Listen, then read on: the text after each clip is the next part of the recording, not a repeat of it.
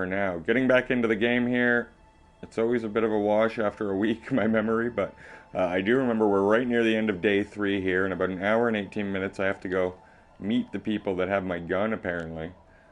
So I am hanging out around near the area where they're going to be. Last time, just wasn't able to finish a game yet. And finish a day yet. And once I get past day 3, I imagine I'll get partway into day 4 here, but we will see. Oh, whoops, let's mute that. And here we go. So, what's she saying? Aye, the sea's gonna calm down soon. I can feel it. The wind is turning southeast. What's on your mind, officer? Suggestion, heroic. Oh, right, I remember this. So I have a 3% chance of asking her out. She needs to go on a date with another drunk, badly.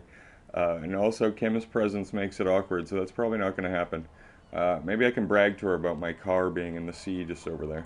Oh, that's good to know, I guess. Why is it in the sea? I got drunk and apparently drove it into the sea. This calls for a funeral, if you ask me. I like that idea. This will bring us closer. Aye. Feels deserved, don't you think? Falling in the line of duty like that and all? What an odd thought. Maybe I should. I don't want a funeral. I hate death. No, we're going through with this. Why odd? Our things are a part of our life world. They're made with our human sweat and they share human history. We should care about them as we care about humans. To some extent, at least. Alright. I mean, I don't agree with that, but let's go for it anyways. Oh, yeah? You won't even be able to get it out of the water before early June. And where are you going to bury it? Who to invite? What music to play at the wake? Take it from someone who's been through a few funerals. It's easiest to just leave them there and let nature take care of it. Some sound That's advice. all we have time for right now anyway. Come back here in June and see how you feel about it then. It's not like it's going anywhere. Kim is just not into these side quests of mine. Yes, that is a pity. But for now, let's focus on the things we do get to do. Like the murder investigation for it. Alright, I hear you, Kim. But before we do that, I mean, I haven't even started my playthrough properly here. Gonna have to take a swig for the working man. Oh no, where'd it go? Oh, there it is. I love it's a tool. Oh, I'm already drunk and on pills. I was wondering why it wouldn't let me, use it there. So, I did want to talk to, there's a bunch of hobos near here. I don't know if that's the sensitive word, hobo. Homeless people. And one of them had this, like, mystery liquid to sell me. I'm wondering if that's what I'll need. Maybe that's what I'll need to put me over the top. Because I've never... I've never had this confrontation with the people that have my guns, so I have absolutely no idea what to expect. I don't know if I'm going to need to pass some sort of tests. Oh, here they are. Yeah, this guy's just sleeping in a pipe. Sort of looks nice in a way. Tequila Sunset. What's a tequila sunset? You keep saying it. His name is Idiot Doom Spiral. It's you. Your Tequila Sunset. Oh, that's not a bad nickname. We've met before. Don't you remember? No. Aha. Do you want to know how Tequila Sunset came to be? I might as well. Mm-hmm. Let me take a sip to moisten up my chords. He takes a Tequila big sip. Sunset rolled into Martinez last Friday. And by Tequila Sunset, I mean you. The man, the myth. Was I alone? Hey, let's not jump ahead of ourselves. This is your story. Stop interrupting. He takes a sip, then continues. You got here on Friday to solve a case, hoping to be the early bird who gets the worm. And by the worm, I mean the buzz. Because as far as I know, all you did was get piss drunk. Word on the street is you went around the local hostel telling people that you're a police officer, and that it would be really fucked up if you shot yourself in the head, right in front of them. That's pretty high concept, if you ask me. So apparently my character has a habit of threatening to Oh, shoot yeah. himself in the head. That's totally your style. I have done that already, and it freaked him out. The lieutenant's brow is furrowed. He's listening as casually as he can. Yeah, sure I did that. What of it? Hey, man, I'm not judging. This life's a valley of woes. Some of the highest concept people in history have killed themselves. And been drunks. That's a great point.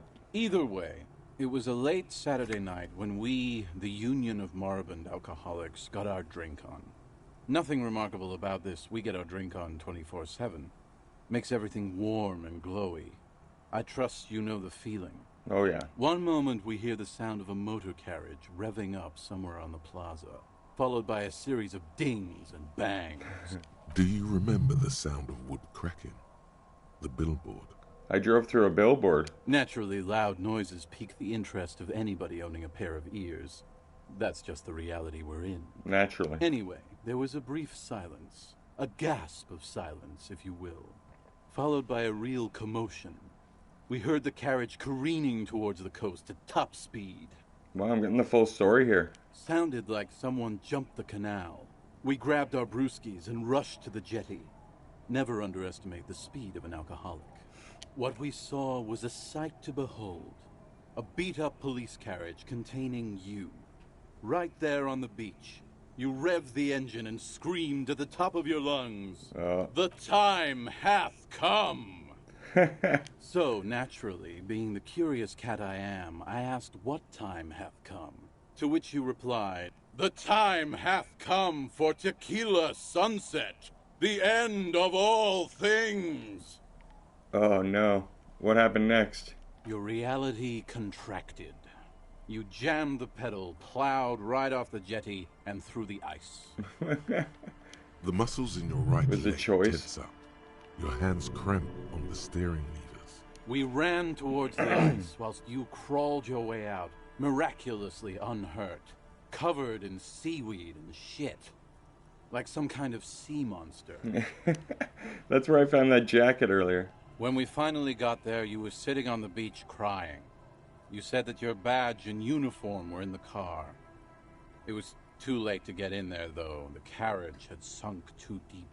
No immediate regret. Recognizing a brother in need, we offered our condolences and invited you to party with us, which you naturally agreed to. What else was there to do? Thank you, brothers, for your helping hand.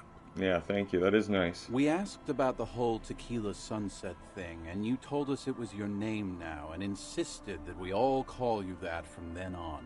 Okay, I like that more than Harry, actually. Yeah, I agree. How long did we party? Hours. It was an all-night drink-a-thon. Then, at some point, I think it was Sunday morning, you got belligerent and wanted to talk about Revacholian women. How they're beautiful and also whores and so on. How one of them fucked you real bad. After a short while, you crossed the event horizon, looked sullen, got up, and left without saying anything. So depressing. Wow, that's quite a story. Yeah, I bet tequila's a fucking legend around the precinct. You must be proud to work with him. If you only knew. Did I tell you anything specific about the person? I don't want to get into his past, because I always lose morale when I start talking about his ex. Did I say anything about the case? Did we talk about politics? Did he get a read on what kind of cop I was? That's interesting. You kept calling yourself a goddamn superstar who'd cleared 501 cases. That's it. Superstar cop. As you've already determined, the actual number is just over 200. But what's a little embellishment between friends? Yeah. No thanks to the squares at the precinct, as you put it. Did I tell you anything about the case? Yeah, you said it was no biggie and that you'd solve it in no time. And that you didn't need anyone to do it. You're doing it solo now. A lot of cops go solo and hermit once they reach that level of alcoholism. Did I say anything about my colleagues? You told us that they were a bunch of fucking losers whose main interest was cramping your style. No specifics, though. It was more about you that night. You were the star of the show. Alright, I don't need to hear anymore. It's a hard thing for a man to confront his past. That's why I avoid mine at all costs. Alright. That wasn't even the guy I wanted to talk to, apparently. I want to talk to this Super Mario looking guy. But that was interesting. I figured out the full story. You know the dance. Smokable smokes, pissable pilsner. Drink it, then convert it to piss. And there's spirits and speed too. So in the last run, if you remember, he was trying to charge 300 real for this blue medicinal spirit, but I talked him down to 3 real. So I've been waiting to buy it now that I'm flush with cash. Just make sure to enjoy that one, friend. And I want to see what it does. Son, you will not kill yourself with this. Not today. So we're going to store this as a sellable item. Go sell it at the pawn shop for a profit. Oh, what? It's not even an item you can drink. Okay. Blue medicinal stuff. Oh, and you can sell it for 6. 98.7 pure alcohol. Keep it away from an open flame.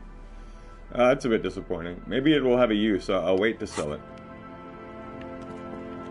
Alright, now I just have to kill an hour, basically, before I meet the people at the boardwalk. Could always talk to Kim. A drop in temperature, an easy flow there. An empty street. Before you, a thoroughfare unjammed with lorries. No more drivers smoking on hitch steps. Just silence. What did the smoke smell like? Chemically sweetened. Across the road, a forgotten bus stop.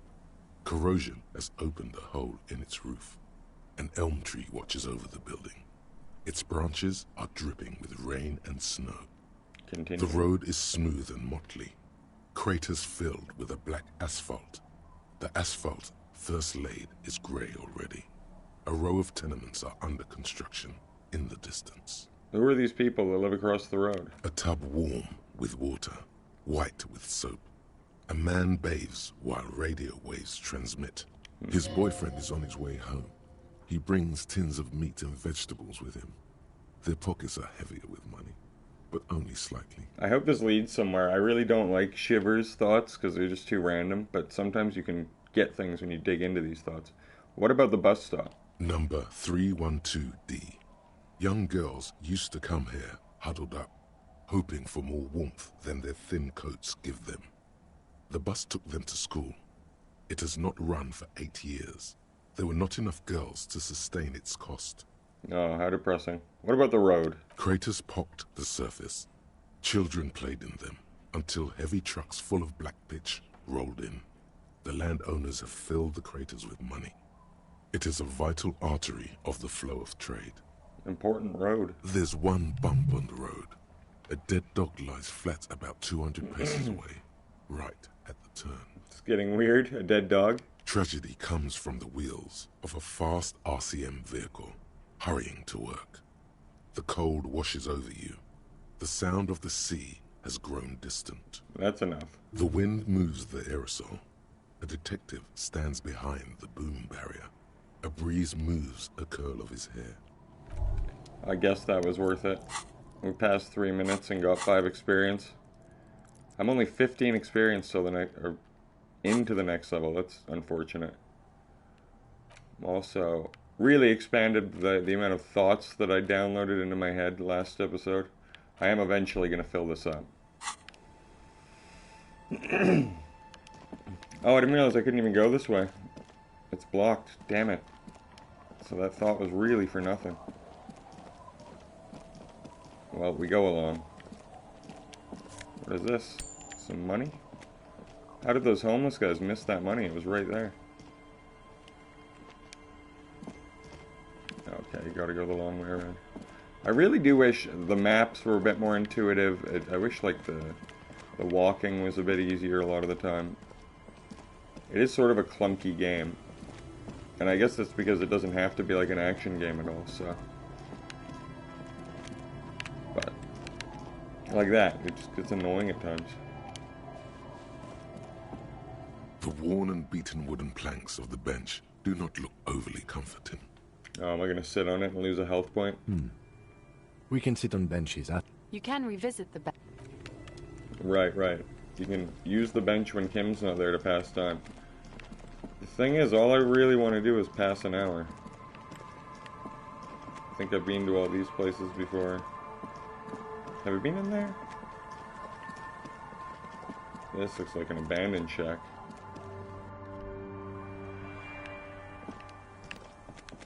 Yeah, nothing but a chair. I must have picked whatever was in there in the last round.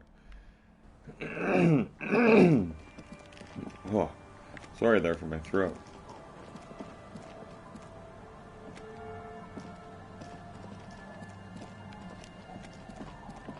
It's the price of talking for 4 hours into a microphone, I guess. I feel good though.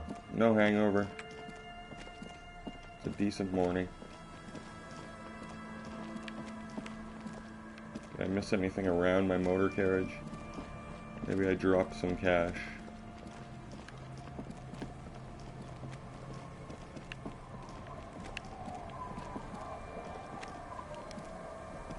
There was something weird. It's getting late, and it's snowing. Time to call it a day. No, because I have to wait till 10, and I think I'm going to want Kim there for the confrontation.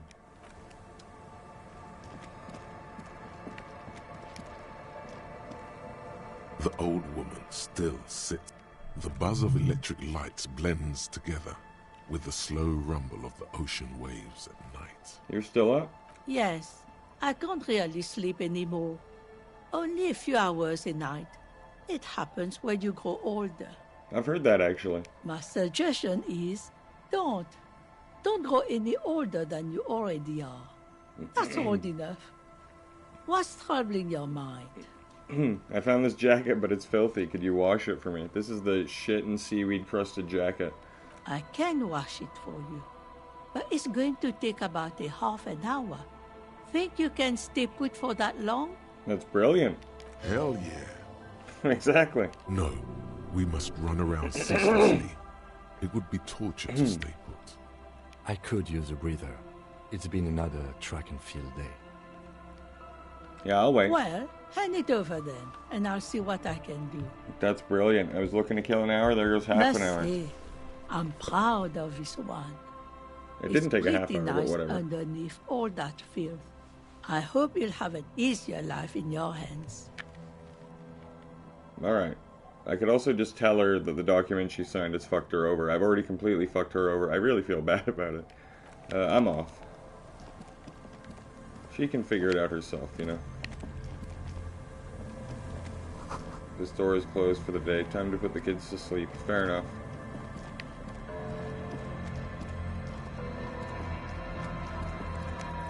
Just make sure I'm going to the right spot.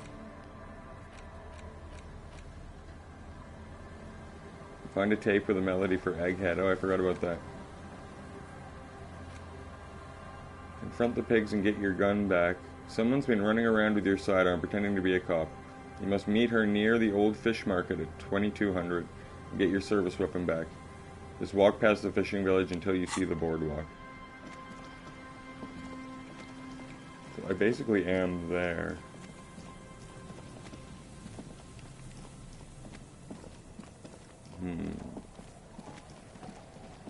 Just seeing if I missed anything. This big open barren area. You can just miss patches in it. There's the church, of course.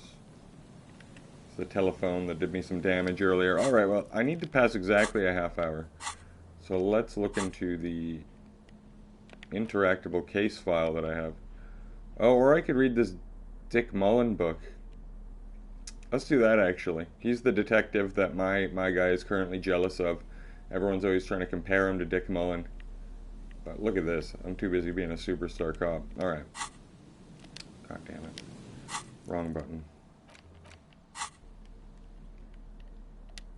In your hand, you hold Dick Mullen and the mistaken identity. The brittle paperback feels fragile to the touch. I sort of like brittle paperback books that triggered a memory in my head. Alright, let's read this. No, let's examine the cover. Let's judge this book by its cover. The cover features a pastiche of different scenes. In the foreground, a man in a dark overcoat clutches a pistol to his chest. Rising up behind him are two silhouettes wrapped in a passionate embrace. Wow. The tagline reads, Detective Dick Mullen must prove his innocence after an old friend is murdered by someone who looks just like Dick Mullen. That seems to sum up the premise nicely. Wow, there you go. Are you really reading that, detective? I'm looking for advice, Kim. Well, you won't find it in there. Those books are much more about ravishing dames and gunplay than real police work. When was the last time you ravished a dame, detective?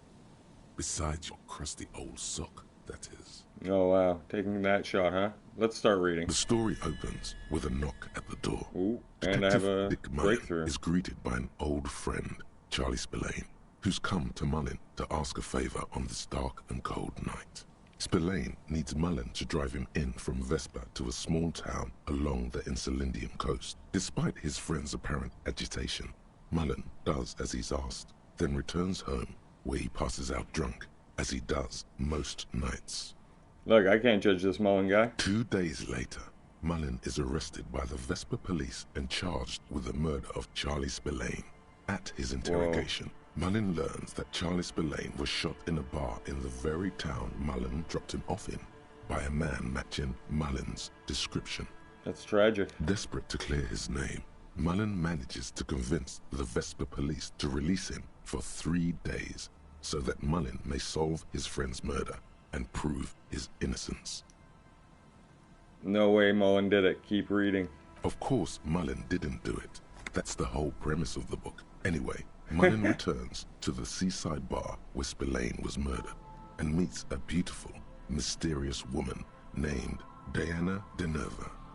I'm closing the In your book for hand, now. you hope. Because it's 10 o'clock.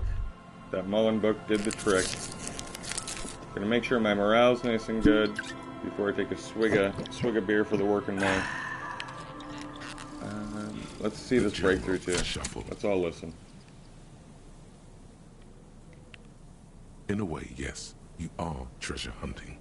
Most officers from Precinct 41 do what is called the Jamrock Shuffle, cracking open containers. Most of them are from Jamrock or Coal City, the poorest parts of Revachol, that also overlap with the network of royal catacombs called Le Royaume, just beneath the streets. As children, you would all go underground, hoping to find treasure, and come back with a rat's tail or a used needle. That playful curiosity must still be in you. Who knows, maybe one day the Orbe de Montagne, the Holy Scepter, and the Cocaine Skull will all be yours. That sounds great. Check the bonuses. Find better loot in locked containers. Alright, nothing wrong with that.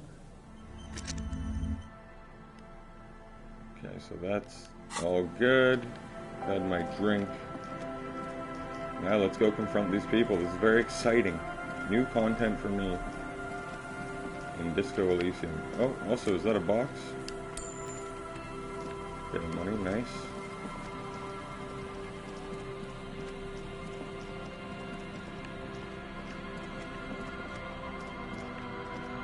No, not them. Not the cryptozoologists. Have I gone too far?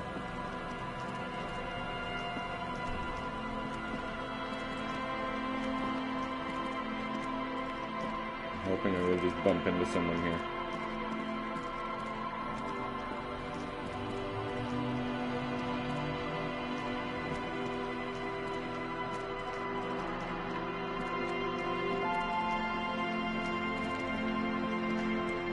I wonder what the temperature is in game.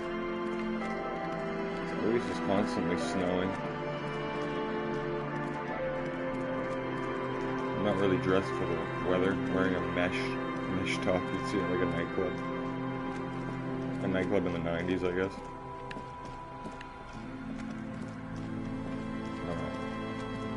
By the way, while I'm meandering here, feel free to check out the Game of Your Life podcast. One I put out every second Thursday. We're currently in the middle of Pokemon March, so Pokemon Stadium is up last Thursday, and next Thursday will be Pokemon Snap. An excellent game that should never have been such a weird idea, but it ended up being just a banger. Alright. Maybe north of the fishing village. This is just north towards the boardwalk. This is where I began. Maybe I didn't go far up enough. Oh, here we go. Okay. Put your hands where I can see them. Her name is the Pigs. The aging woman under a mountain of police paraphernalia mumbles to herself, then notices you and reaches for the megaphone. Show me your hands. This is the Pigs. Show me your hands. Right now! Oh, jeez. Scavenged, battery-powered police lights protrude from her back. The flickering light show reveals a gun in her shaking hand. Her hand is trembling from some sort of neurodegenerative disease. Oh, no. This lady's fucked. Madame, please drop the firearm immediately. Oh, shit. You shouldn't be here. Something's very wrong with her. She's completely out of control. Wait, what should we do, Kim? This is bad. Getting your weapon back is the priority. We can't have an unhinged civilian running around with a gun. Clearly. Comply, or I will light you the fuck up. Raise your hands. The man appears to be pulling out an object from his pocket. Oh, Fear no. under threat! Fear under threat! Superseding event. Split-second decision. Get on the ground. Get on the goddamn ground! I just want to talk with you. Subject yourself to a full body cavity search. Prohibited materials concealed in nostrils, ears, mouth, navel, urethra, foreskin, vagina, and rectum. Alright, this lady's crazy. Hey Lou, how you doing? You don't want to be in the stream? Oh god. Be careful, detective.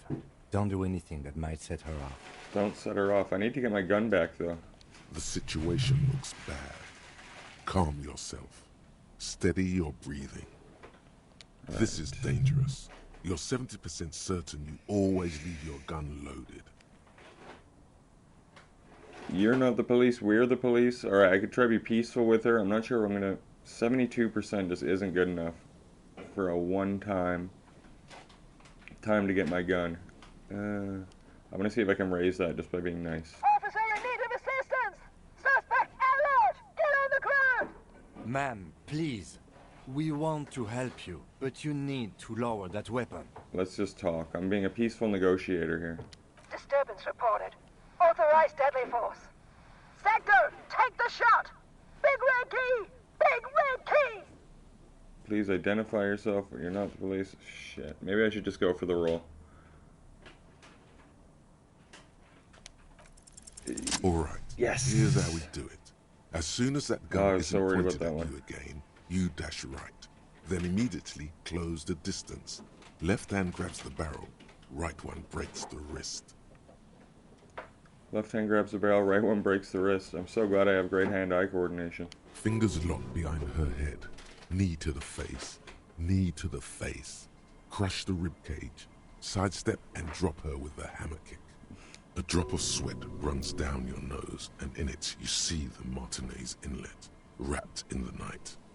In the abandoned fish market, 3 figures standing in a spectacular light show. A large, loud woman is pointing an empty firearm at the other 2.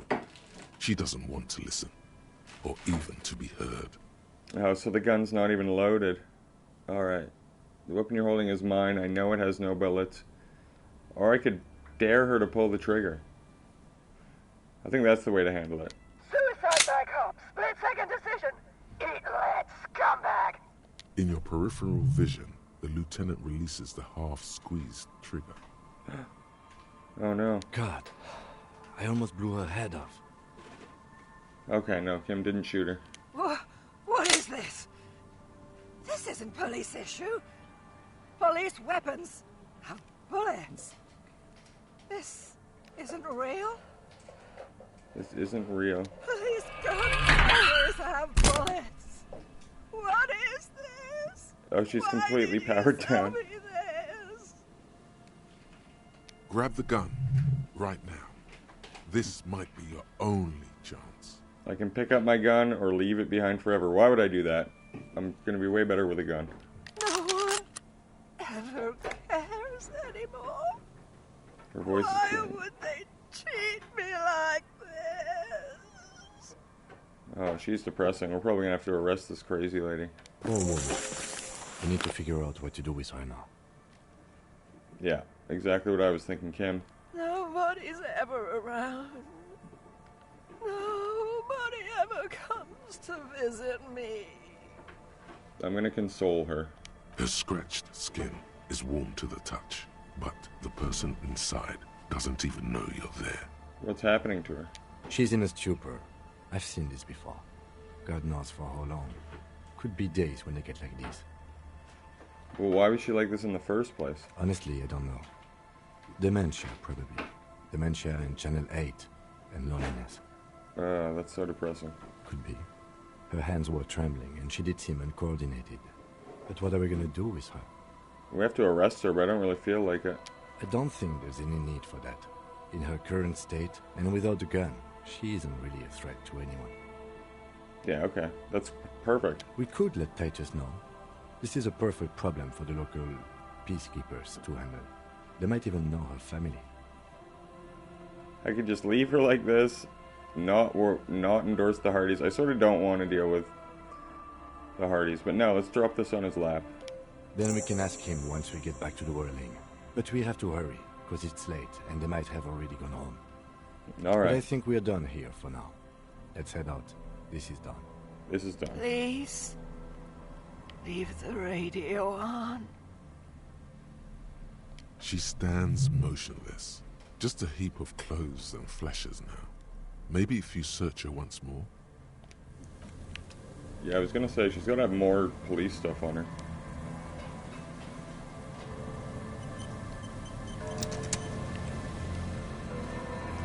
The woman stands slumped. She looks catatonic under her mountain of RCM paraphernalia.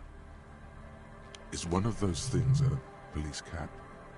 Oh, she does have a pickup. She does have a cap. She doesn't even flinch as you reach out and disentangle the familiar-looking lieutenant's cap from her mountain of RCM paraphernalia. Unbelievable. Oh, is that yours? I think so. The lieutenant nods. Shake her shoulder. The old woman doesn't react to your touch. Okay. Well, let's check out this cop hat.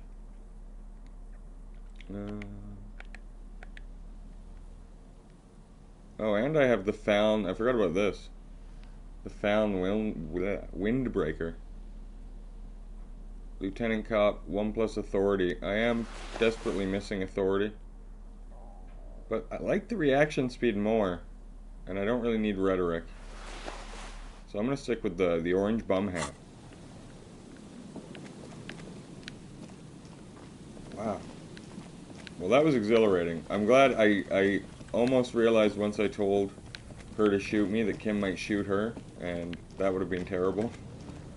I could have just let Kim in on the plan, but it didn't go that way, so who gives a shit?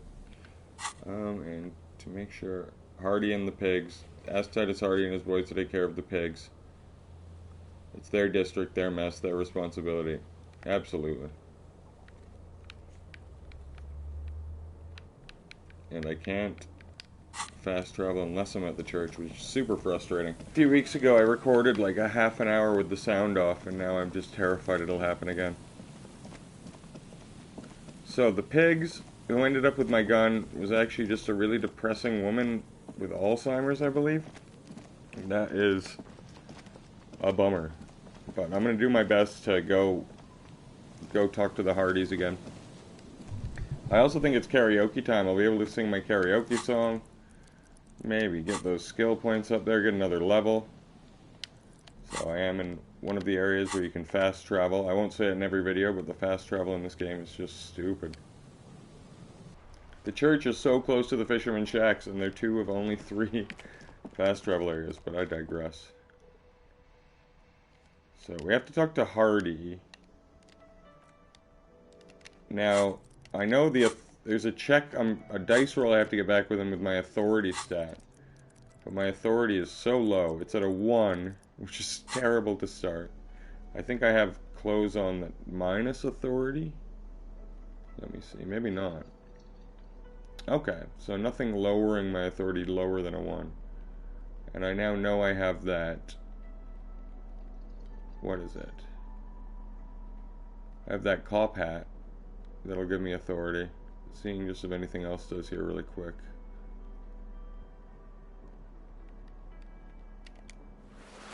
Yeah, so put on my cop hat.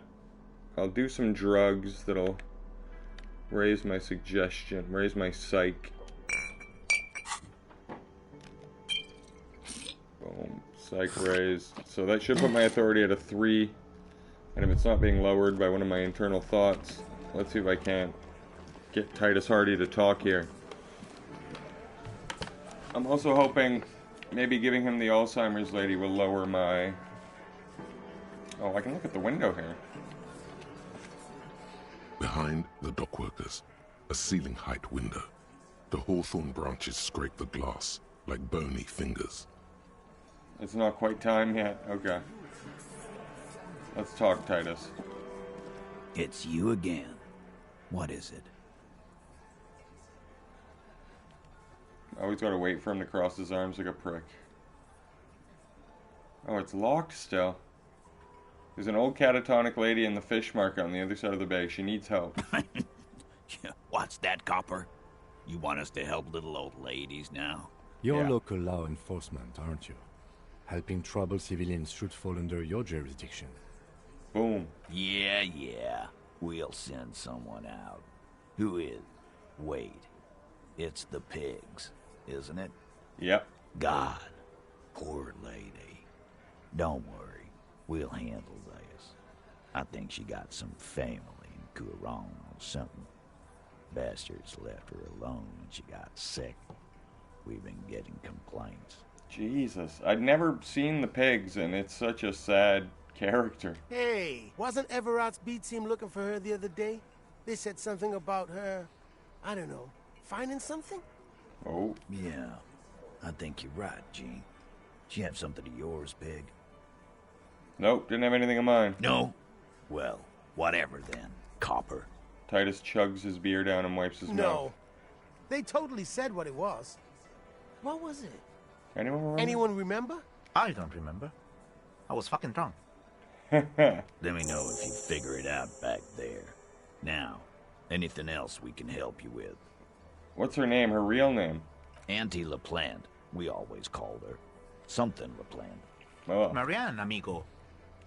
He says, pouring himself another drink. Marianne Amigo LaPlante. Marianne LaPlante. Be anything else you wanted to know? Who was she? Was. Like before. Just an old lady. Her kids moved away years ago. Never come to visit. Never took her calls. She gets out every now and then. She did right by lots of us when we were kids. Always was a little off, but still.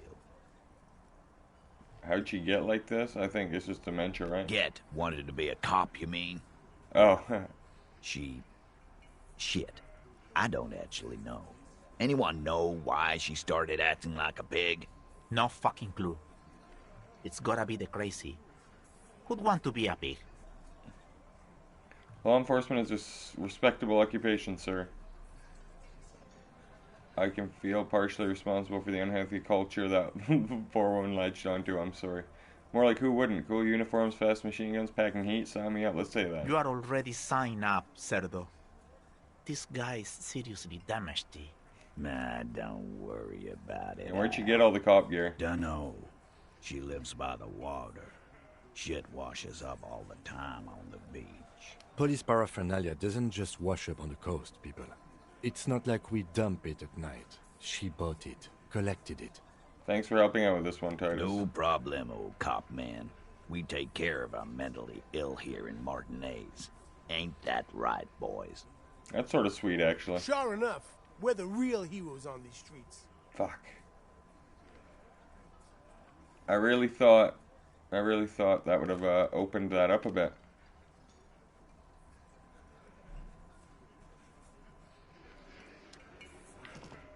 That conversation, I mean. Maybe singing karaoke is the trick. Oh, I never lets me. Do I have to talk to Gart? Is he the keeper of the karaoke? Or who's this guy? This guy seems new. Doesn't let me even talk to him. Okay, how about Gart? Hey, was there something you needed? Well, well. Bringing him that new bird sure made a difference in his attitude. I need a Do drink. I have a shaker in my hand? Am I wearing a little bow tie? Am I wearing a bow tie? Am I smiling? Do you see me smiling and shaking my little shaker? No. Do you know why? Because you're not a bartender. That's right. I'm the cafeteria manager. What you want is a goddamn drink. How is that so hard to understand? Play it calm. This man needs to understand you need I'm an alcohol-operated detective. Deal with police if you want me to clean up the dead body and solve the case, you need to stir alcohol into my mouth. Oh, well, in that case, let me pour you a nice, big, refreshing marinella. Do you want that out of a glass or a pineapple? Pineapple. Don't be an imbecile. I'm not going to serve you a marinella. Okay. Well, I got 10 experience out of talking to him. Passed a bit of time. Although I'm not looking to pass time. I should really go to bed. I didn't know. That's just it. This isn't like him at all. He always plans his expeditions so carefully. So this poor wheelchaired lady is waiting for her husband, who's this cryptozoologist. We'd sort of passed the boardwalk there. Cold breeze hisses through dense... You have more important things to worry about. You don't notice this about me. I've lost all the memory in the world. Now I have no idea what I'm doing. Surely things can't be that bad. They aren't bad. They're catastrophic. You know where we are, right? We're in the Whirling Rags cafeteria. That's right. And where is the Whirling itself located? In Revachol. Yes, indeed. We are in the fine city of Revachol. Okay. Yes. And Revachol? I don't know anything about Revachol. Oh my. How would I even begin to tell you? Revachol. I haven't seen very many other cities personally. Okay, I don't care. Speaking of history, you know what year it is, yes? There. The year is 51 and spring has only just started. I regret this conversation entirely. She looks... The lieutenant, I'm beginning to outside. I can tell that this is taxing for you, so I'll just ask one more question. What regime are we living under? What mode of government? We are governed by intelligent machines. Let's see if that's true. For the freest market, everyone hustles and grinds like a badass visionary. Oh no, nothing like that, dear. Revachol is a zone of control. Wow. One sec. Only my audio is being recorded, but I'm the baddest hustler in the neoliberal hood. Preach free market for 9 times. It's my first new trophy I've gotten in this game. Congrats to me. I don't know. Still looks like there's a lot of hustling going on. Maybe she's wrong. If there's no government, how come there are cops if there's no government? Oh dear, this is troubling. You really ought to know that, being one yourself. There aren't really any cops in Revachol, not in the traditional sense.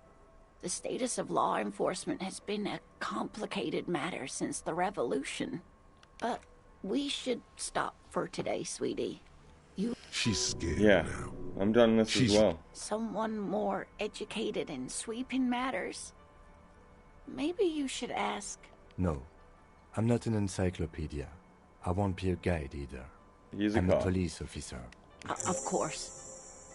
Then, I don't know. Get a reality lowdown. Wealthy people are educated. Though I don't know where you would find a wealthy person in Martinez. I think I know. But that lady on the boat. Sweetie. You did make me forget. Just That's a moment. all for now, man. Who knows what cryptozoological mysteries will be uncovered? If you run into her husband, tell him to come back. Okay, I can do that. Get a few XP out of the deal. But I am not looking to go down this boring cryptozoology side mission.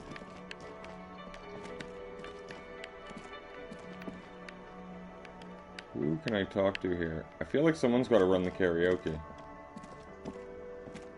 This is the guy who taught me to not care about sexuality anymore.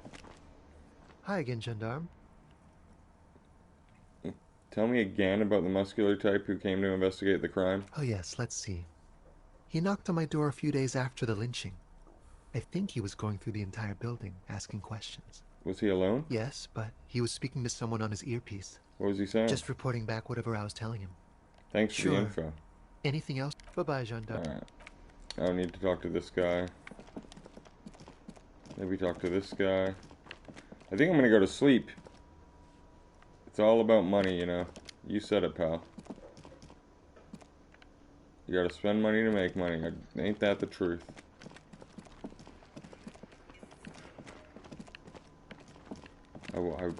I know there's a way to trigger the karaoke.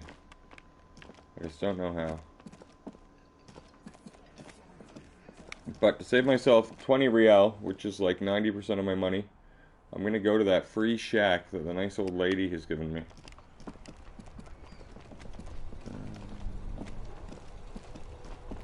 With a little bit of a quick thing. I've also decided internally that my next level is gonna go to authority, just so I can get that check out of the way.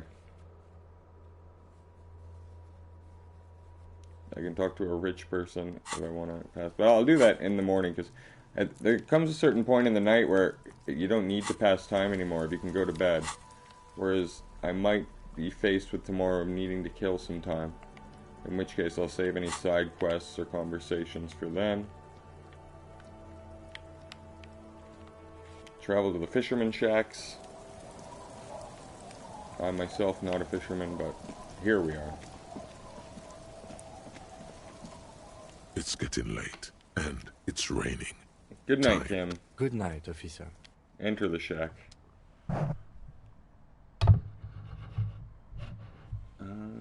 Okay. Did I check this stuff earlier?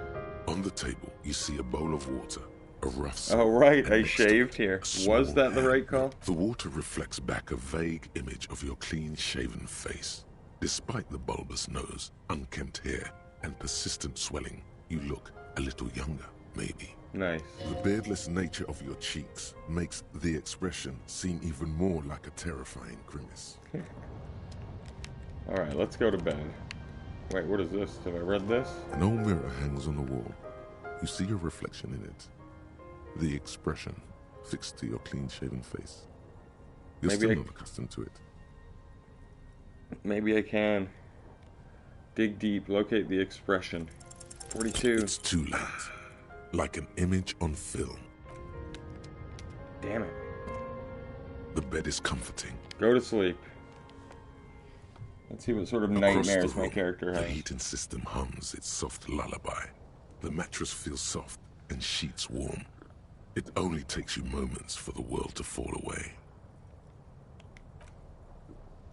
No dreams this time? Thoughts, baby. Never mind. A million little lights in the dark. You're one fine instrument, brother. All those faces and all those names.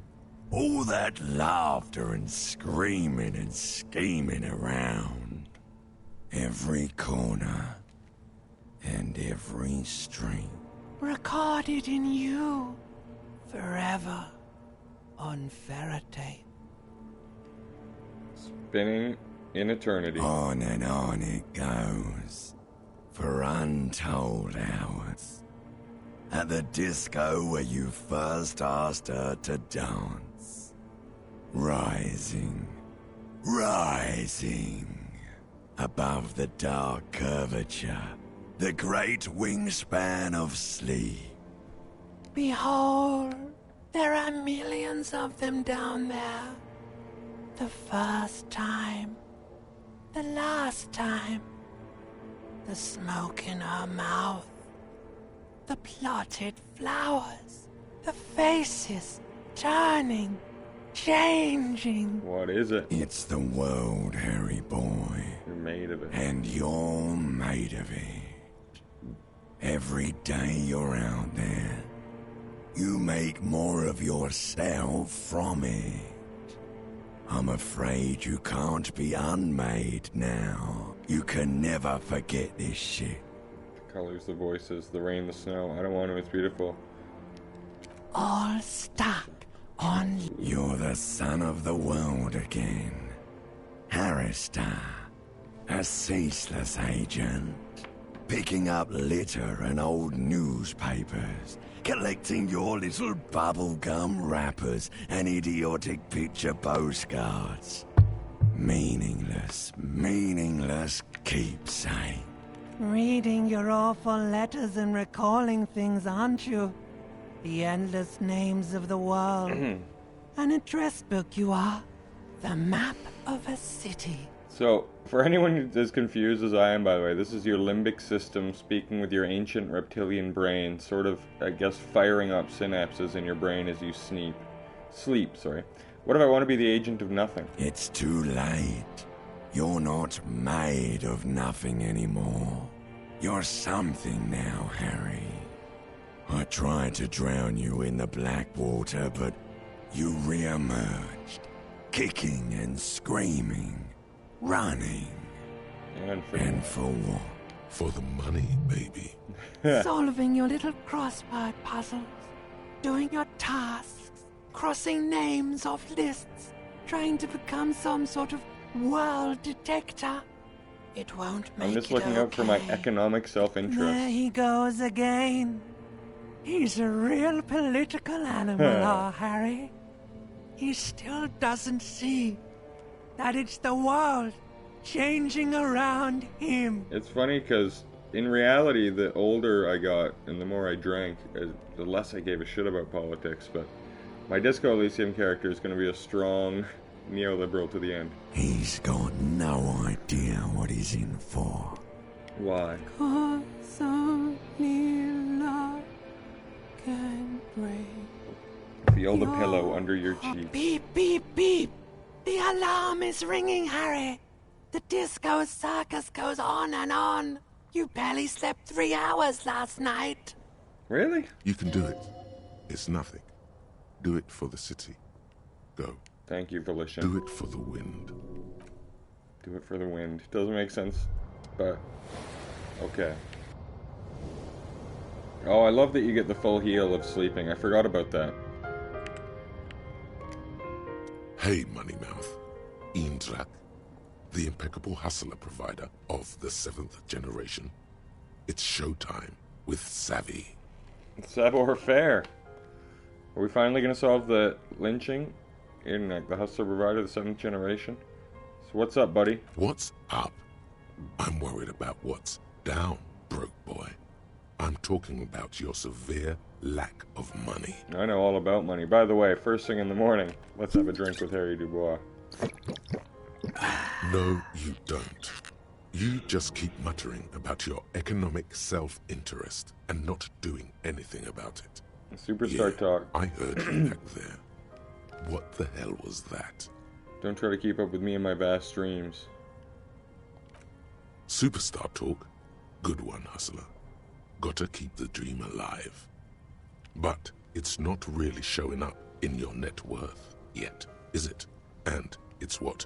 Day 2, 3, 4? Hey, fair enough. Listen, if you really want to make it in the big leagues, you need to reconceptualize your entire portfolio.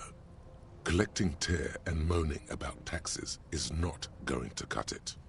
Am I like diving deeper into a thought? You need to become a millionaire. Now, how do you become a millionaire? I could sell Kim's motor car? No. This giant check that Everard gave me? Not unless you have thousands of them stuffed away in secret. Flick me a coin? 1 coin. The first of many. Imagine so many coins you're going to need to hire someone to help you manage all your wealth. I give up. Of course you don't. You've never even been close to a sum with more than 3 zeros. Let's face it, you've been on a years-long losing streak. That's fair. But Savvy's got your back. Savvy's going to book you a charter flight with 80 birds of prey on board. To a land where the streets are paved with Krugerrands and fixed income securities. You'll try again, but this time with money. You'll win her back. Are you in? This must be rich how people... I've hustled, I've grinded, show me the millions. Opt in, let's do it. Attaboy. Welcome to the final grind. Here, we operate with money on a much higher level than the ordinary citizen. We feed it back into the machine. Stop saving. Start spending. Become a patron. Let's start by getting you into the lucrative art market to diversify your assets and increase your ROI. Speaking of which, know any artists? The Speed Freaks. I'm an artist. What about Kuno? Kuno is an artist. He's also 12. We don't want to attract the attention of tax collectors by dabbling in unnecessary child labor. That's fair. What about the Speed Freaks? Music is a pet project, not a viable business scheme. Let's return to it once you've set up your estate. Cindy? That fucked up girl on the top of the apartments? You're right. She has the poise of a struggling artist. Very tangible. You can feel the poverty on her. Plus, she has paint. Alright. Go and support her like the state never could. Everyone must know that you're a big fucking shark around here. Alright. Well, that's good, because I have to go talk to the lady on the boat anyway. I forget her name. Joyce. So I might as well go there and talk with Cindy as well. Is Kim just hanging out in the garage like a weirdo? Oh, there you go. Good morning. Sort of like my pet dog, just alongside. Let's go, boy. Did I go all the way out to this harbor? Planks creak beneath my weight. Nah, nothing really out there. It sure is nice sleeping in places for free. I really do feel bad about selling these people down the river, but at the same time, I would never have my gun. And I help the pigs in return, so that's a good deed. Let's play that game. Let's go back here.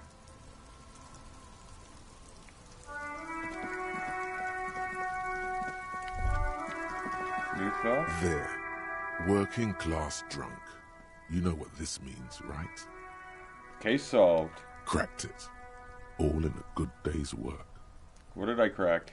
What do you mean, what did I crack? Look at how working class that drunk is. It's her husband, the missing husband. Yes, and you found him. Now go and tell the working class woman. Protect and serve, recruit. Ooh, I don't know what we're talking about, actually. Give me champagne, I'm going in. There's no need for champagne when there's honor, recruit. Go and tell the working class woman what you found, right now. I don't know who it's referring to as the working class woman. But maybe that'll come up later.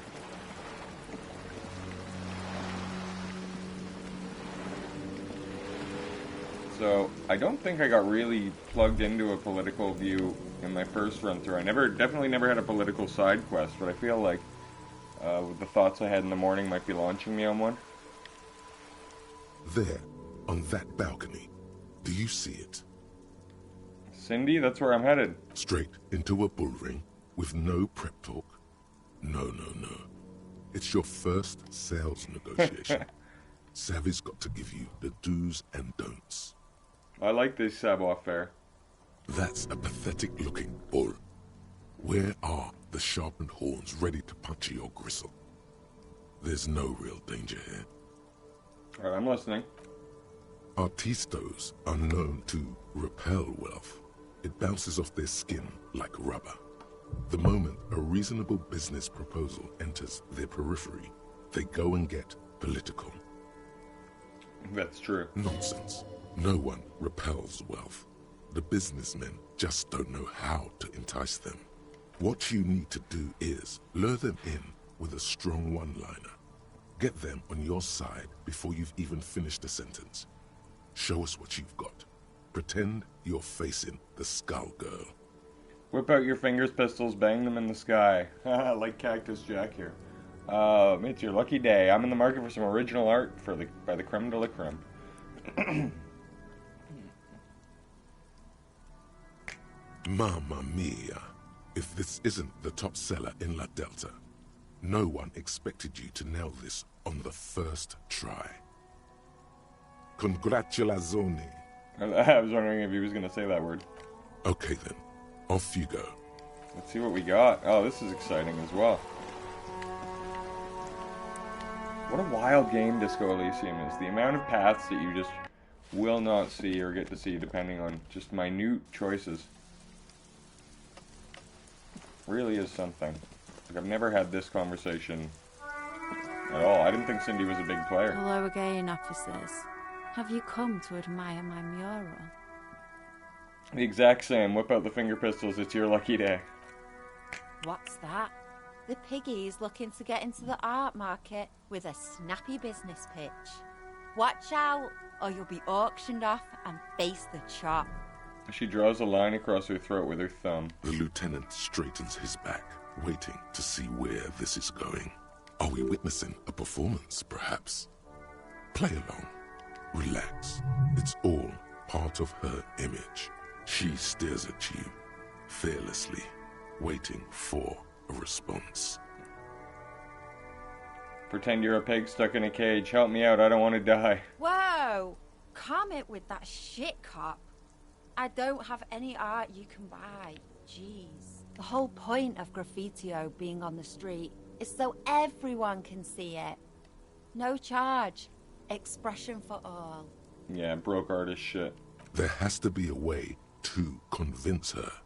Everyone has a price. I bet it's all about the scene for her.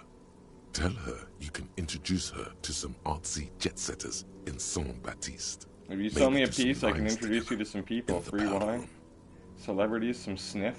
If I wanted to whore myself out for some Naz and bonbon, I'd go to Porto Rosa. Or better yet, I'd take you with me and pimp you out to some friends of mine. Wow, what a They'd threat. be delighted to get their hands on a squealing pink thing like you. Cut off your ears. Make some pig soup out of them. Now sod off. You've got nothing to offer that would make me change my mind. Wow. Perfect. She isn't interested. All the more reason to move on from this little side task. Oh, Kim. Your partner here gets it. Anything else I can not do for you, gentlemen? Maybe I will take some drugs. Raise at 5%. That's not good. Yeah, well, I'm not gonna try now. I'll have to come back. That didn't go well. I thought she was gonna go for it. I don't even really know what I'm trying to do, but did I go up here? Maybe I have checked her home numerous times, but maybe there's something else unlocked from this conversation. Something I might find. No. Well, that's a shame.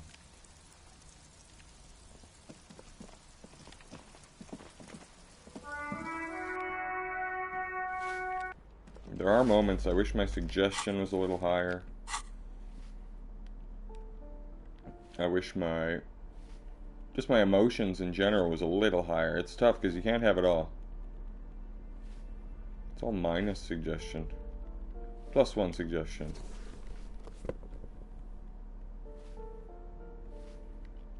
A lot of empathy, but no suggestion. Okay. Am I wearing anything that says minus? Nope, nothing like that. If I do multiple drugs that raise your suggestion, does that work?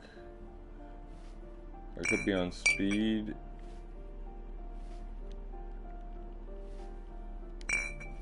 Let's try it out.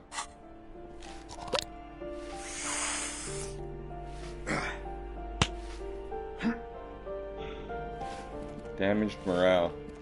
It's funny, it damages your morale, but it also doubles the morale you have, so it's not really like much of a loss. Let's see if I can convince her now. Hello again, drugs in officers. this jacket. Have you come to admire 28. my mural? I mean, that's still not good. It's basically like 25. It's 28% exactly, actually. But, fuck it, let's give it a go. Sure, Yes! she's all draped up in ironic detachment, but everyone's gotta eat. I do have something to offer in exchange for your art. Money. Great. A little foray into the art world continues. That's right, Kim. Sorry. Blah, blah. I'm not for sale, Piggo. She almost looks disappointed by your lousy offer. Told you. Told you these artist types repel wealth. It's true. Turn it around. It's the seller who wields the power in this relationship.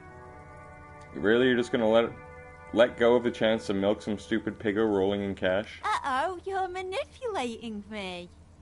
I do like a chance to rip off some stupid piggos. And I need a pack of cigarettes. And some paint. Yes. Okay, whatever, Piggy. Time to leech off each other like the parasites we are. Let me see what I've got. She reaches into her heavy coat and pulls out a small piece of plastic coated thick with emulsion. What is emulsion? Even the lieutenant leans closer to inspect the work. Here. Happy? The plastic looks sad and damaged. If it's been ripped out with some bigger piece. A glitzy barnacle of colors covers the surface. Remember, this is a buyer's market. You're the one who's in charge of pricing. Would you describe this as one of your signature pieces? Signature? Oh yeah, Pigster. I sneezed while holding a wet brush. Paint flecked onto the canvas, and voila! You don't get more signature than that. So you painted this with a sneeze? Truly remarkable. A clear sign of genius. That's what I said, Piglet. Show it to me, Study. She juts out her hand, letting you examine the piece. 3 red splotches have been shot at a diagonal across the surface. Tinier spots of various colors fan out from the same point of origin. Well, Piggo, what do you make of it? She sounds almost mocking, waiting for your reaction. It looks like a palette. Nothing more than a board for mixing paint. The angle of the paint drops reveals that they were fired at the canvas with the force of a hand cannon. Someone got killed here, a 5mm caliber point-blank range. Yes. My artistic integrity. Signature. I wanted to see what happens. Oh, What yeah, does she call this new style? Art issue. Art issue, alright. How much do you want for it?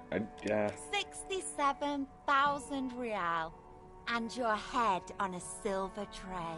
Come on. Remember, this isn't about the art or the artist. This needless purchase implies your excessive wealth. Art comes across as more tasteful than simply hanging cash on the wall. That's true. Lowball her. The wretched are used to rolling with the punches. I wish I had a bit more. I would offer 25. That it? Alright. It all helps. Become a man of plenty. Splendid. Your first physical asset. But no time to stop. Money grows old unless it keeps moving. You need to find a buyer. Preferably someone who will pay a high price for such an exclusive piece from a local artist. I bet Everard might buy it. Doing business with communist dictatorships only works if you've got long-term plans in place. What about Joyce? Nah. She'd probably send the entire Wild Pines legal team after you if she knew you were trading goods around their harbor. She's ready and poised for a hostile takeover. Could sell it to Gart, hang it up at the Whirling Rags? And become a small-time art peddler? No. Think bigger. It's making me go through all the things here. We're not bursting with rich people. There must be someone around here with heavy pockets and an interest in the local art. You can hear wealth? Yes, if you know what to listen for. That's what happens when you've been in the game for as long as I have. Your senses get tuned in to more opportune frequencies. Where's a good place to start looking? I got some vibes from that container you moved with the crane in the harbor. Let's see what's inside. There isn't a door yet that Savvy's VIP status couldn't open. I remember that. Look at That us. shipping container I moved. Coming to an agreement. Who'd have thought? A breeze blows strands of hair across her forehead as she leans into the balustrade. Anything else you want? No. See you later, Cindy. What a weird little interaction. Clothes that I had before. Logic. I don't really care for my logic, actually. I sort of prefer what I'm wearing right now. Yeah, let's just stick with it for a while. My suggestion is so low as it is, I might as well keep it boosted here.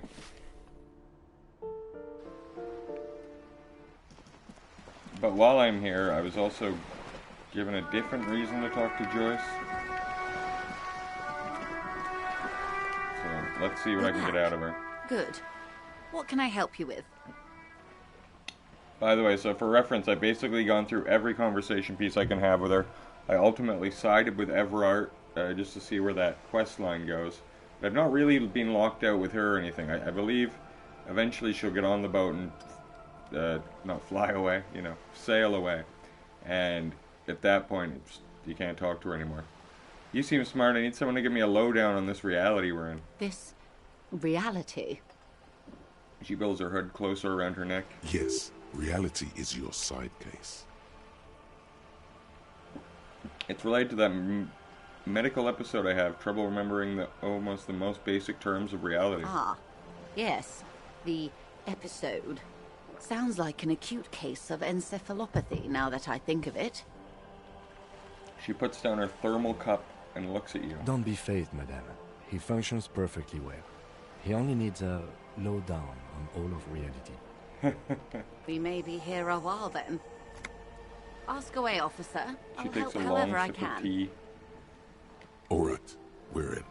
I know these all look good, but begin with the first, okay?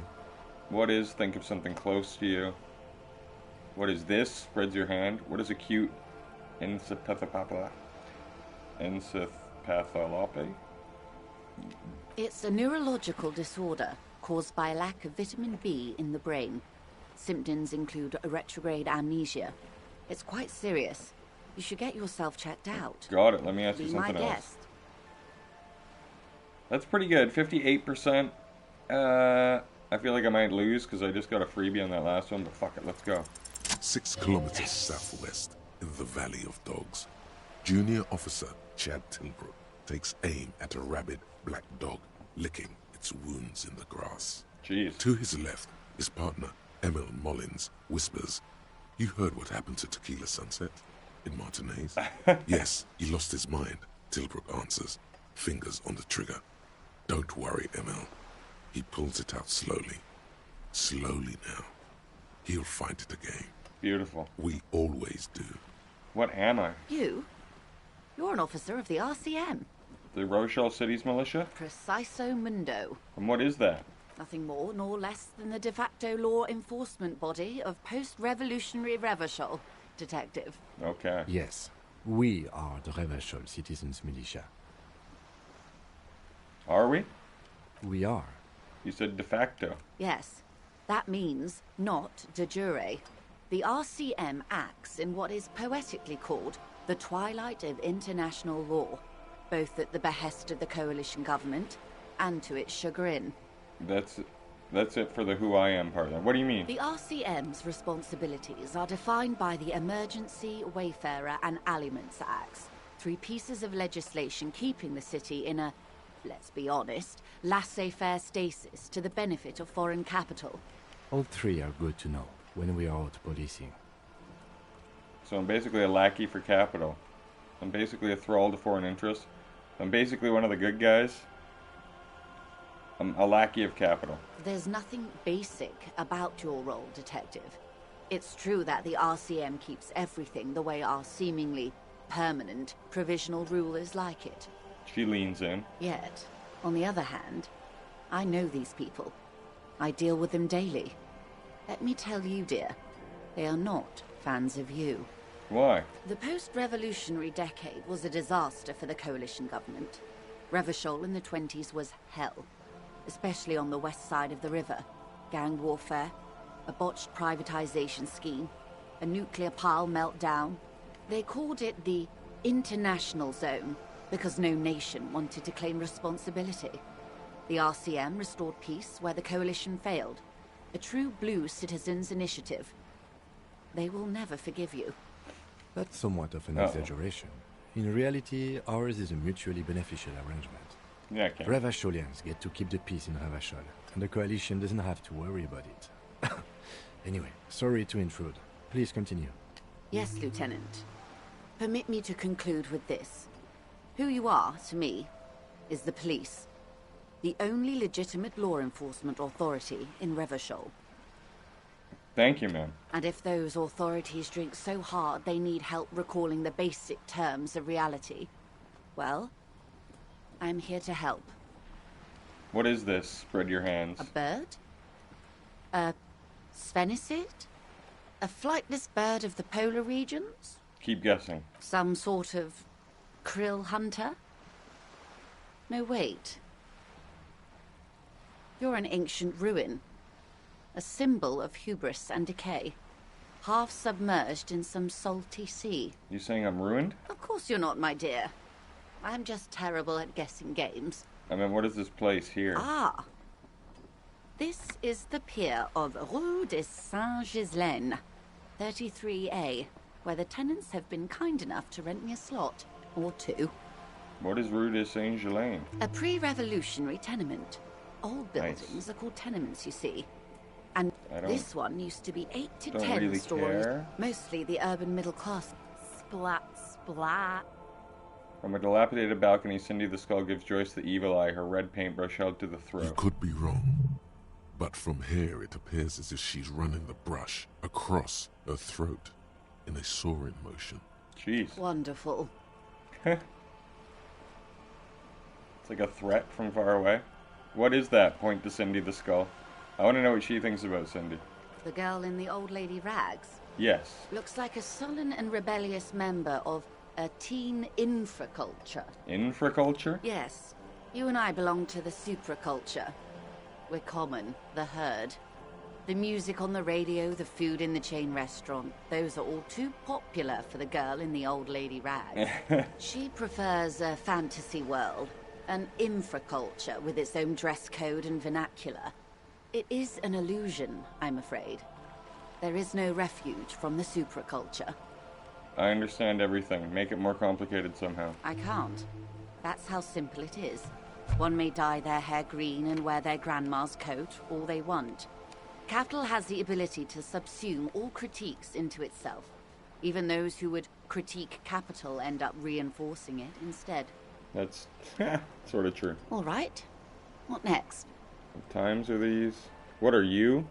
What I am not is a basic term of reality. She smiles. Everyone wants to talk about themselves. She will, in time. Damn. I already know about Revachol and everything. I'm sort of done Glad with to this. have been of assistance. The little that I know. Actually, Or I feel like I lessons in need to go basic through it, though. reality. My favorite part What of the times day. are these? These are unimportant times, Detective. You and I were born after the dust had settled. 1,000th of a second too late. Too late for what? For the big time. Her eyes light up. There's a flash of teeth. The smile of a predator.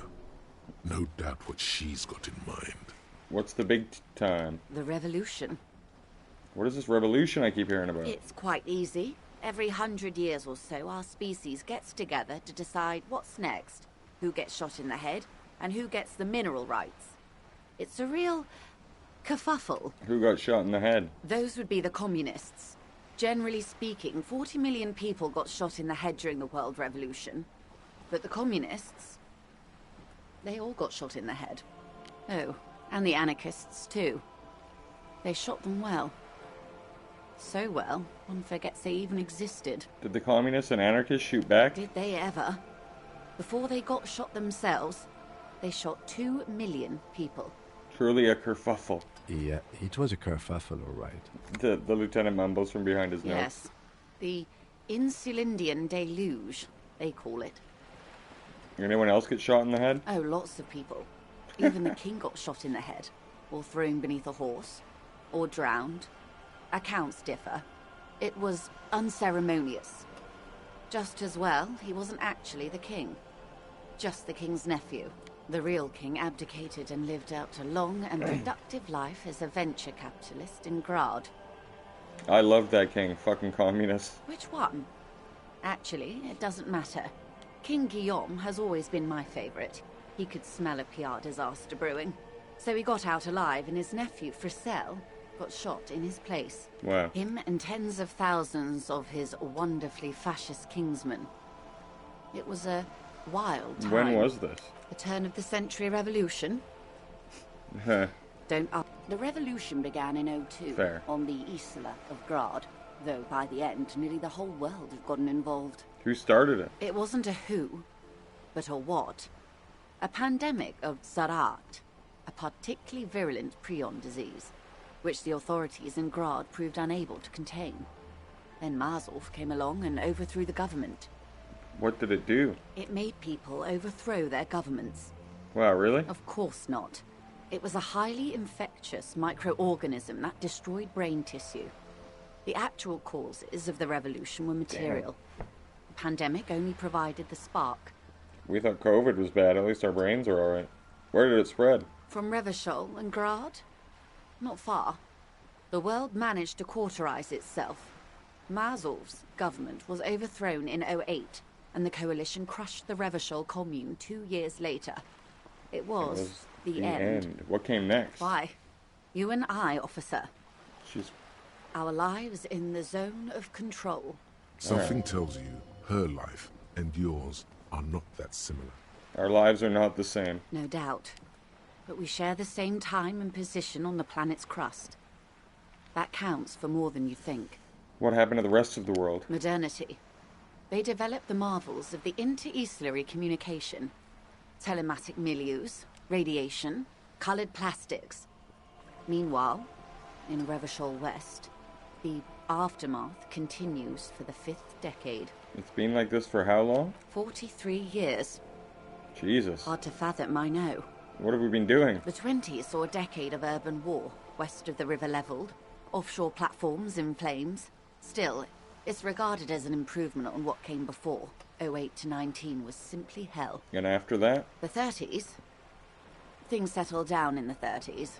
Revachol East transformed itself into the world's largest tax haven, with the international community's blessing.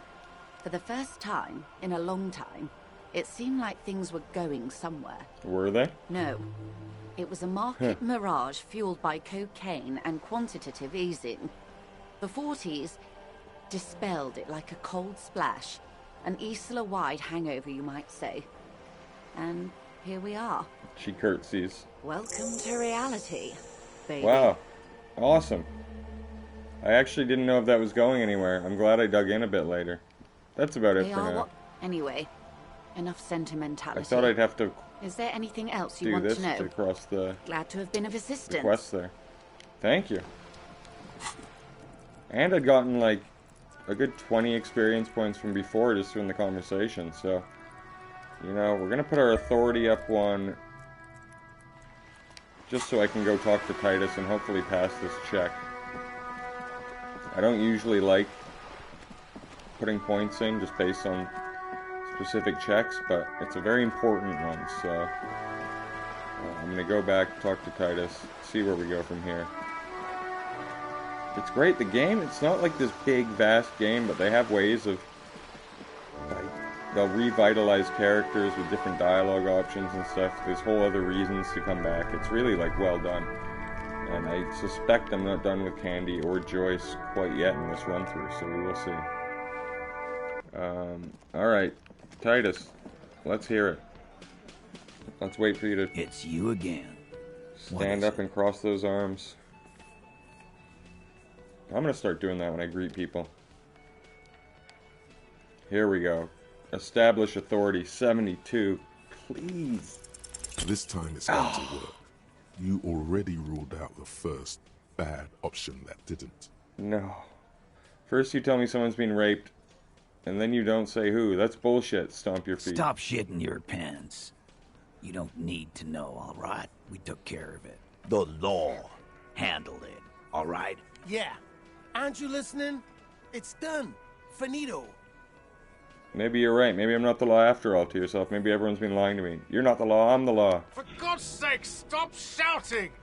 Stop crashing into people in my establishment! Stop provoking those oafs! Oh, fuck you, Gart. Sounds like someone's damn broke.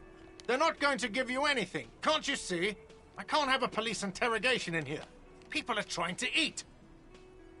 Shut up, barman. What is your... Easy, babes. What is this? I can't have a slap fight in my bar. It's embarrassing. In his bar. We are deep in Far's territory. We need to cool off and re-engage later.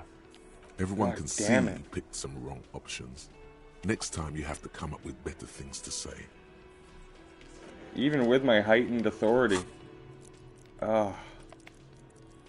Just so discouraging. And I'm on all the drugs in the world.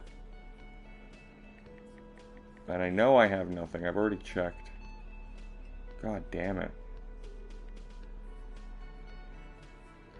There's not some glasses that had a bit higher authority. I can raise my electrochemistry, empathy. Not the authority. God damn it. Okay. What do you have to say, lady? I've got nothing to say to you. Why are you wasting your time? Are you the hardy girl? I am not. She says dryly. You could be Liz. You could be anything. You could even be a model. Wow. Even a mod? Glenn, I went to law school. I am an attorney. He's right. With a face like that, she could be on the cover of Le Debutante International. He's right, you know, you're very pretty. The cold look in her eyes speaks louder than words. She is not amused. That's hilarious. It's not her. She's not a hardy girl. Definitely. What are you gonna do to me? And the lieutenant is not satisfied with this approach. What are we going to do to you? It's a cold laughter devoid of joy. Why did you say that? Did you forget you're a cop? Again? The union isn't going to do anything to you.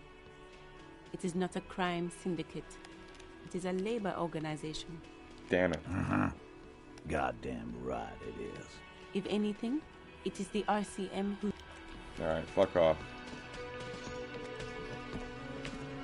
Oh, what's on the cutting board? Tomatoes are so thinly sliced you can see through them. I haven't talked to the chef in a The minute. man ponders his cooking utensils and gives you a little nod. Could I have some of that brew? He smiles and nods enthusiastically. Alright, nice. If you remember the brew, it's this like weird borscht that he's putting vodka inside. Alcohol, Gorsy's brew. But why not have a sip?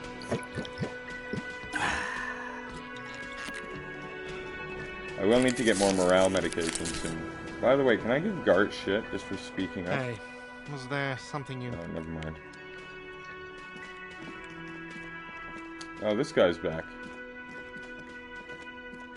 The woman in an RCM patrol officer's uniform winces as she notices you.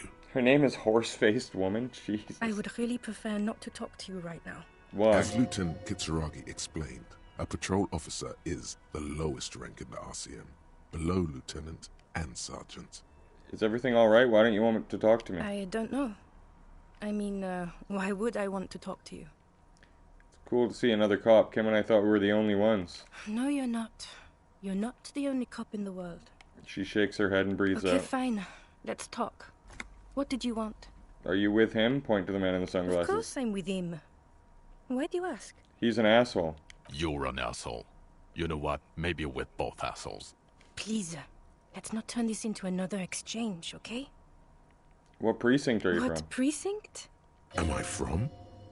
Fucking deranged lunatic. So you're the police, so am I. I don't know what to say. Don't say anything, Judith.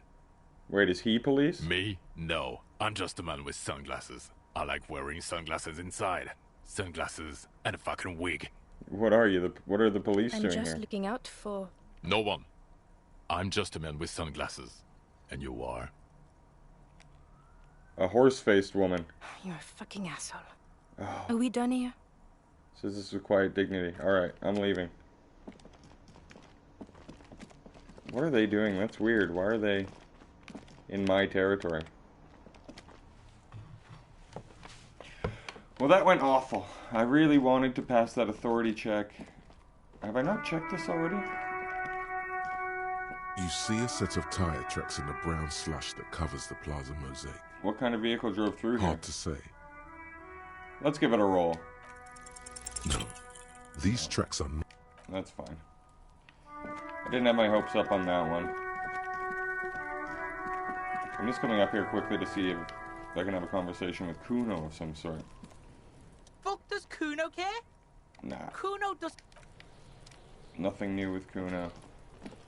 And he doesn't fucking care. I will talk to that smoker, maybe by the end of this video. Hopefully get some words in. I'm pretty sure that Hardy Boy authority check is what I need to get up to her, but we all saw how that just went. Alright, let's get some new meds. A small cabinet on the wall is... Okay, here. Okay, here. I hope no. Saint Baptiste makes you Shouldn't feel have been the better one I or was something. buying. Okay, here. I There hope. we go. Okay, here. I hope Saint Baptiste makes you feel better or something.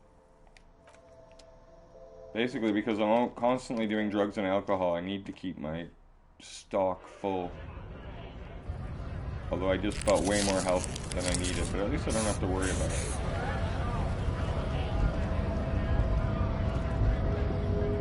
Manana, always a shifty character. Remember, I was going to try talk to him, actually. Hold on, Wandering Man. How can I help you?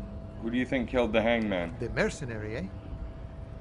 Who could have killed him? That's indeed the question. Why even do such a thing? Harper says Titus Hardy and his boys killed him. That's so. I haven't heard anything about that. But if that's true, well, he was an enemy combatant. Were you involved? I ain't the murdering type, but that's just me. Large organizations like our union have all sorts of men, with all sorts of skills. Well, it was very smooth. He believes the Hardy Boys could have done it. Understood. This has been of limited use. Still, thank you. No problem. I wish the best to you. Alright. That's nice. I like when I can have a quick check, pick up a quick 5 experience. I'm already at 65 here. That reality lowdown with the 70 XP was huge. Thank you, Joyce Mercier. Again, like, why is there not a fast travel location outside of Everard's Cube or whatever? This is such a long run around with like 3 or 4 door passages. Yet the fishing village is right next to the church. It makes no sense. There, in that container you moved, there's something rich in there. I already tried to get it to open and it failed. Then it's time to show you how a master does it. No lot survives around with savvy. Get me up close. Alright. I will also... I know I've got some clothing that turns up the savoir-faire. It's always awful looking, so I don't wear it, but... Oh, that's minus savoir-faire? God damn it. I've got a couple minus savoir-faire. Maybe I was wrong, actually. I'm sorry. Nothing. Okay. Well, it looks like I'm gonna have to do it on my own here. You're back before the cargo container. Its draw has not lessened since you were last here. If anything, it seems to have... Okay, I need to raise my rhetoric, actually. Which, sorry, I know me going through the clothes can't be terribly interesting, but... You see if anything's lowering my rhetoric, first of all. Nothing. I know I have something that raises it, though. If only I'd been looking for it a second ago.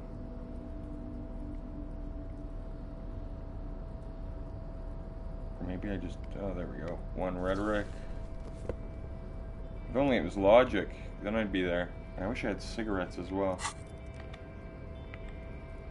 I should have bought some in the store just then. Well, it's going to be about a 50-50 roll, and they haven't been going great for me, but... Before the cargo container. 58, its okay. draw has not lessened since you were last here. Step Yes! aside, rank and file. Come on. Savvy's at the top of the VIP list here. That's right. Out of the way. Whoa. Watch it. How'd he get in front? Little slime ball. Thank you, thank you. Now, are you ready? It's time to make our entrance. Clear your throat, knock on the door. Hi, it's Savvy here. Savvy with 2 V's. I'm on the list, the guest list. At first, your knock rings hollow on the door. And then, just like that, you hear a click, then a rattle. Some mechanism unlocks itself inside the door. Unbelievable. Ahoy! Come on in! mega rich light bending guy. You can't be serious. Kim, I'm glad Kim is here to witness this. Oh my goodness. It's so weird. The man stands at the far end of the shipping container. It's hard to say anything more about him. You cannot make out any of his details, but you do feel the overwhelming presence of capital. I should have put on my capital boots before I got into this. The feeling causes all the hairs on your body to stand at attention, like soldiers preparing for review. I wonder if I play this right, if he can give me a crazy amount of money. Something's amiss. The light beams bend around his face and scatter in 1,000 directions. It seems the laws of physics do not apply here.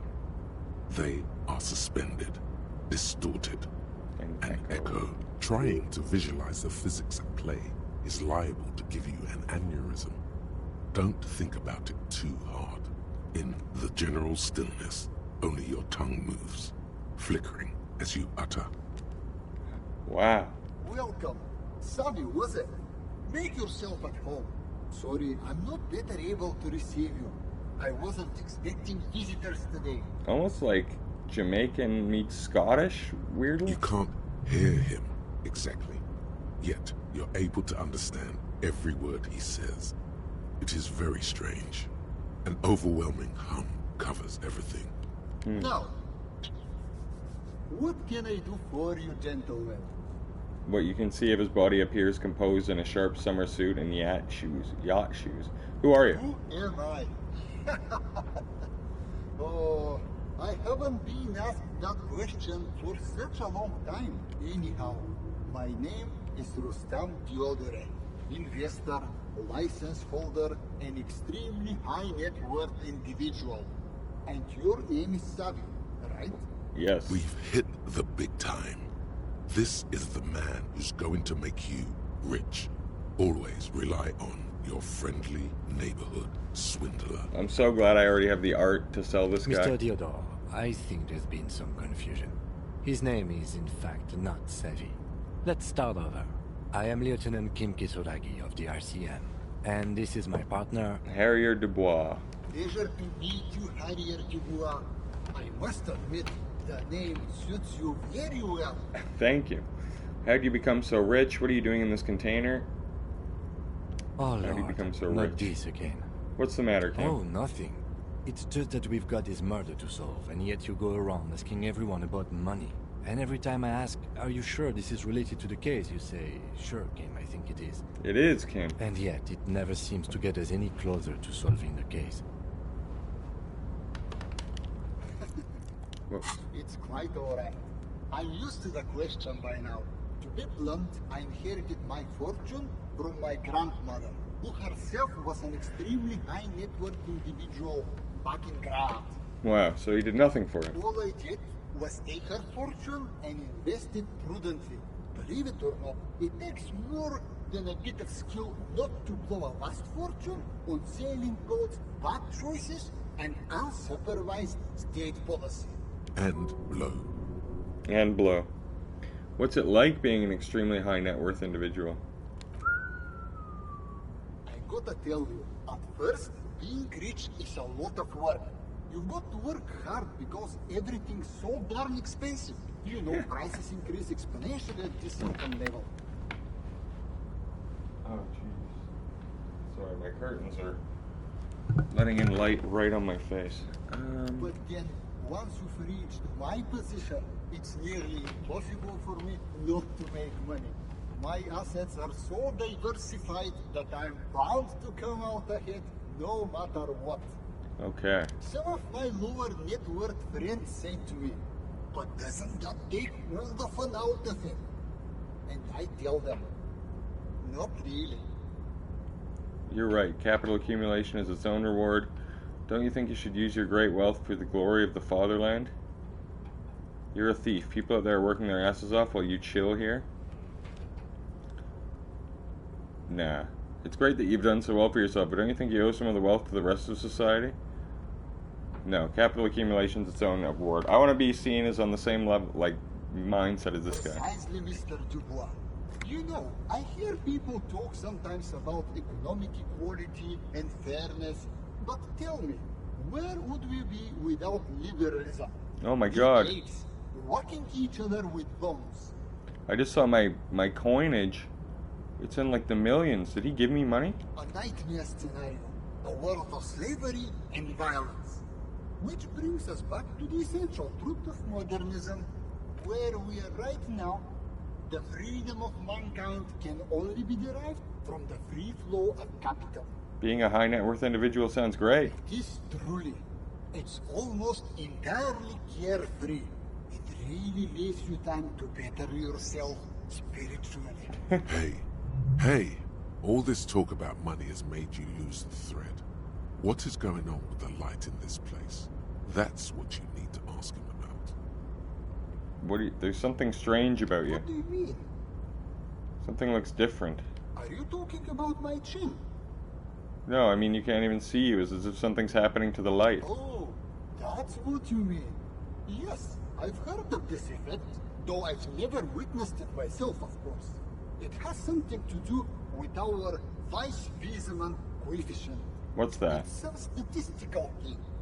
In essence, it says that when an extremely low net worth individual meets an extremely high net worth individual, some of the laws of physics cease to apply.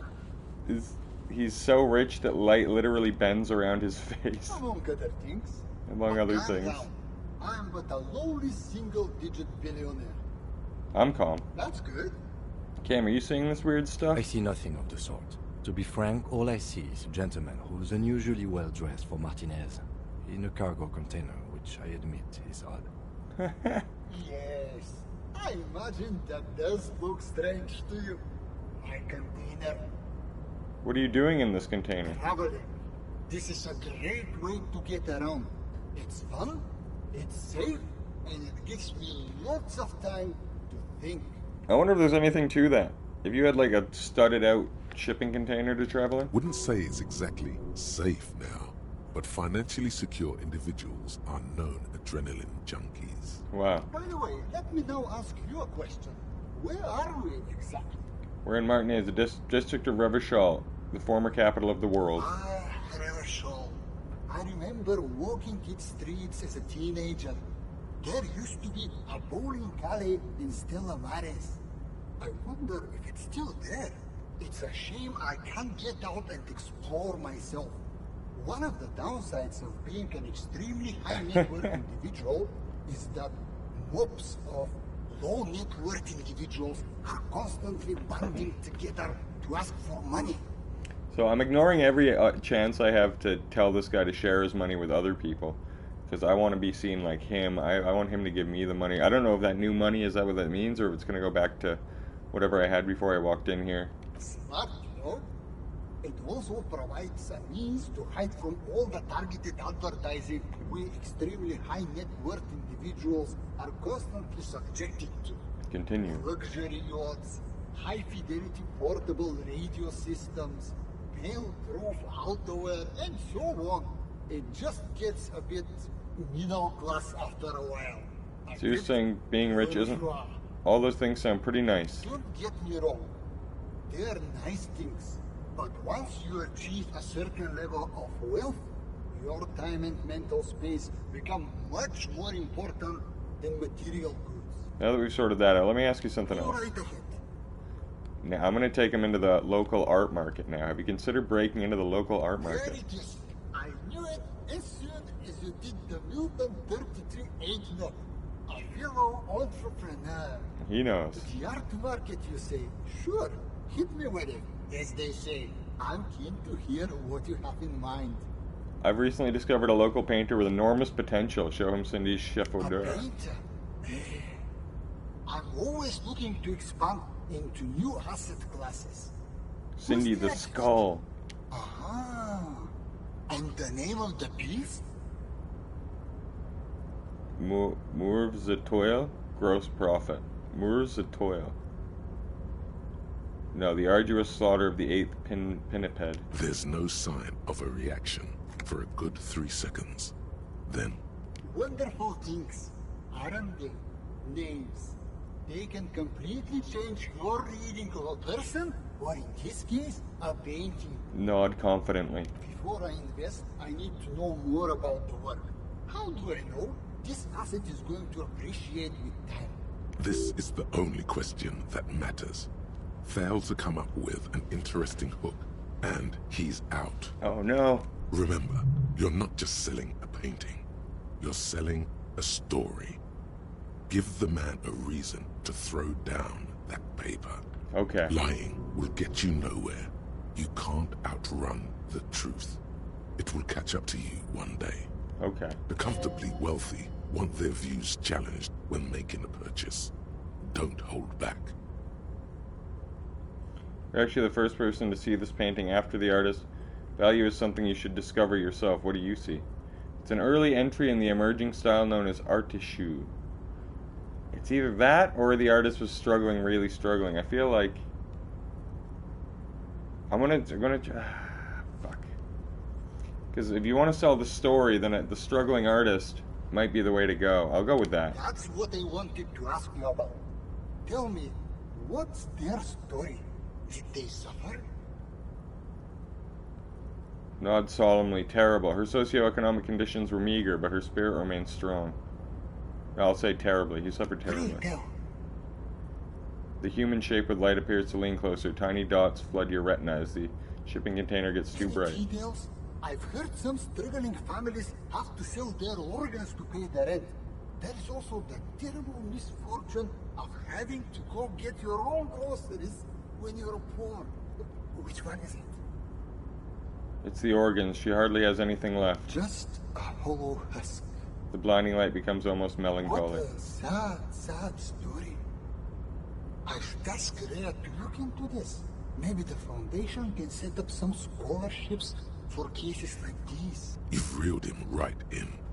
That's got to have done it. Please. Well, I think that settles it. You found a buyer, my friend. Oh my god. Transacting with you. Say a bit of the truth. I gave her real name. She hasn't been selling all of her organs, but whatever. However, there are a few complications. I don't have the cash on me right now to pay for art of this caliber. Oh no. What I can instead offer are shares in Mauer Koshline Mercury Group. Shares. That's even better. You can do a lot with them if you play your cards right. What is the Marca? What is that group? It's a Gottwaldian Ilmaran company that specializes in extracting mercury. It's seen massive growth lately due to the discovery of Ryotvark mercury. Have you heard about it? At the moment, it's trading at more than 1.5 times the price of gold. That's because it's an essential component in the next generation of radio computers. Wow. Rank's using it in their next model. I can't wait for mine to turn up. My predictions say its improved speed and azimuthal range should increase my trade efficiency by... He's right. The combination of Ream's solid engineering and the new Rudfog mercury valves is huge. A step forward for technology, yes, but only for those who can afford Accept the offer. Let's go. Splendid. Take the scroll. The light around the individual in front of you changes somehow as you take the scroll. You can't figure out what's different. You just know that it is. Oh my god, look at my net worth now. This transaction has changed the physical relationship between you. You are now more alike somehow. I did it. I'm extremely rich. Unbelievable. That concludes our part of the transaction. Once you've turned over the asset, my people will get the legal ball rolling. Another deal complete. Welcome to the big leagues. If you haven't already, I'd advise you to consider hiring a personal brand strategist. Can you hook me up with one? Unfortunately not. I only know the ones who work with multi-millionaires and beyond. But take a look around, and I'm sure you'll find one. Personal brand strategists. I wonder if I can find maybe Everard. Like sharks to blood. You'll find having net worth opens many new doors for you. Beautiful. Here's an avant-garde proposal. What about idiot Doom Spiral? He used to hustle and hang out with the sales hawks and trend pushers of the marketing world. Let's ask him if he knows any personal brand strategists. That's a great idea. That's, of course, the homeless guy I talked to at the beginning of this stream. Oh, and we should see what this net worth can do. Might score a discount, or better yet, get you some free goods. That's the kind of thing that really makes you feel like a hotshot. Ask the local merchants about it if you get the chance. Okay. So, what's next on the agenda? Alright, I'm gonna leave. Why go so soon? I feel with Oh, he says we have more to talk about. I wonder... All I can do left is ask for money. But I sort of feel like that defeats the purpose. Alright, let's get out of here. Got new items? No. Interactable. The photocopied stock certificate.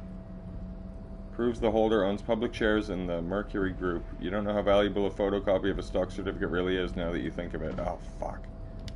The pearlescent paper adamantly resists being held open. It demands struggle at both ends. The print inside is just as taxing, due to its fine and curlicued font. The most attractive part is the image emblazoned across the top.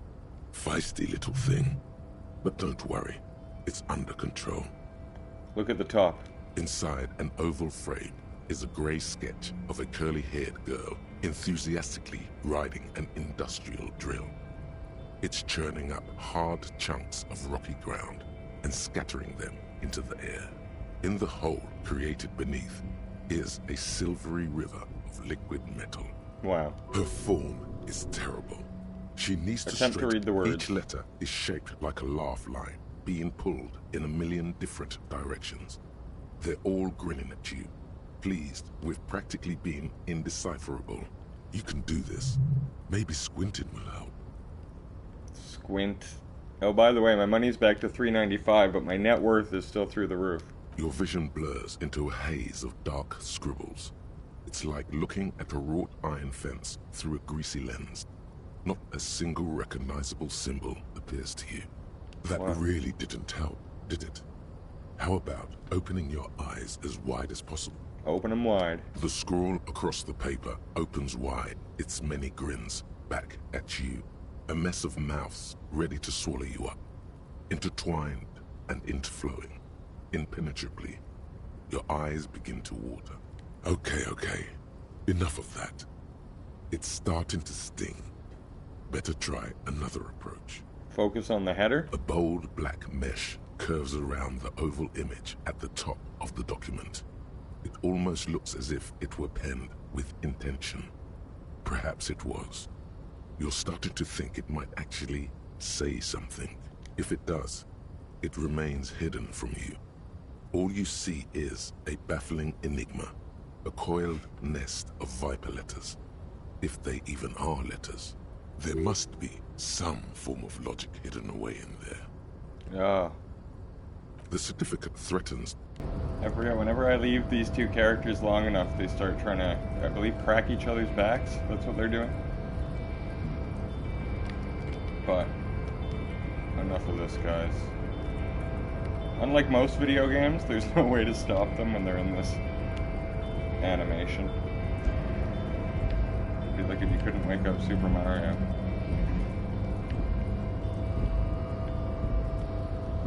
Alright. Jesus. Nothing I can press here. Alright, that's enough. Weirdos. So, what a strange interaction in that cube. My net worth is through the roof, despite my actual money being nothing. Which is funny. I've had friends like that like live off credit. And I'm like, technically you have like minus $10,000, but always buying things, always the life of the party. I just came in here to see if there's any updated dialogue with Everard, or if I'm truly done with this guy at the moment. Mr. Dubois, the word in Martinez is a certain police officer is once again happily reunited with his service weapon. Congratulations, my friend. Oh, thank you, buddy. I prefer my police officers old-fashioned like that, with a gun. You can do so many things with a gun that you can't do without one. Now, what can I help you with? Look at my gun. I'm going to show it to him. My. She's quite the looker, Harry. You can't imagine how pleased I am the two of you are reunited. Thank you. Tell me, was it difficult to convince the pigs to give it up? You could say that. She tried to kill me. I told you she was a piece of work, Harry, but I knew you could handle it. I know my special policeman. Anyway, I'm glad you're all right and armed again. Remember the container I asked you about? Turns out there's a mega rich light bending guy inside. Mega rich light bending guy? Oh my god. How did that get in there? Slime like him must have oozed through the cracks. He must have been in the container when someone else accidentally closed the door. He's so rich he can get in anywhere. Damn it to hell, Harry. I specifically told my guys to check all the containers for mega rich light bending guys. Nothing can stop an innovative mind. Honestly, Harry, we might be moving a spot of drugs through this harbour, but I won't be caught transporting the light-bending mega-rich. I have a reputation to protect. By the way, I keep getting money for these due to, what is it? Which one? The indirect modes of taxation. So any ultra-liberal dialogue move will give me an extra real, which is great. For God's sake, you're a socialist. The mega-rich are people too. He was a nice man, gave me stock tips. No, they're not. They're vermin, and one just found a way inside my container. Soon, he'll bring the others. All three of them. Thank you for telling me. I'll see to this immediately. Uh-oh. Well, I am an Everard guy, ultimately. I shudder to think what you're going to tell me next, Harry. Not for 1 second did he believe there's an actual mega-rich person somewhere in his container town. Oh, he didn't actually believe me. I want to go over a couple things, a few more questions. Aren't you going to ask me how I got in? Am I going to ask? Hell, Harry. You spin-kicked my strongest man in the face. I saw it from my window. Would you ask a man like that how he got into your container yard? I understand. I'm a terrifying death machine. Don't worry, Harry. Between you and me, I'm not a huge fan of his race thing. But the Union did not get where we are today by frowning on eccentricity. Anyway, I assure you, I am a very well-informed man. Information reaches me before I even get the chance to request it. A few more questions I'm about always the happy harbor. to educate and entertain you, my friend. I've done all Very this. nice, Harry. Let's A hear couple it, things Harry. about me. Where'd you get that folder? Ah, this? My friends in your organization gave it to me, Harry. Wow. I find that very suspicious. May I have a look? I'm afraid this is meant for Union eyes only, Mr. Kitsuragi. I'm sure you understand.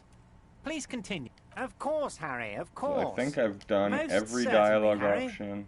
Nothing brightens my day like brainstorming these things with you. How do you know the mercenaries were hired by the shipping company? How do I know? Let me tell you about these people. That's their MO. It's what they do. Last winter, some poor workers in Terminal E went on a little strike. The company sent in Sediment, a security contractor. The strike was over the workers' right to wear protective footwear, Harry. These guys turn up and start beating people. Tell you what, Harry, I wouldn't be surprised if we got the same mercenary company after a little rebranding. And I'm sure as hell not surprised to see an army of scabs under my gates. Wow. So you believe the scabs were organized by the security contractor? You said it. Hell, one of those guys looks big enough to take down that proverbial elephant.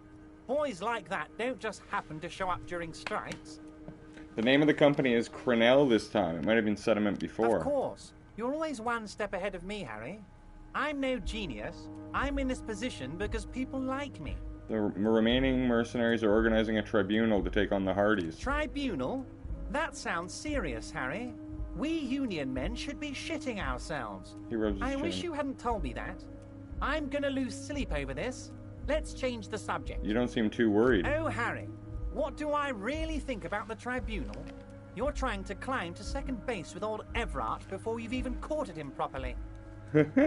That's true. He wants you to do more things for him before. Okay. Well, I'm looking for work here, Everett, so I don't know why I haven't been given more things to do. Let's change the By all subject. means, Harry, what's on your mind? Also, time for a drink. Just right in front of him, you know?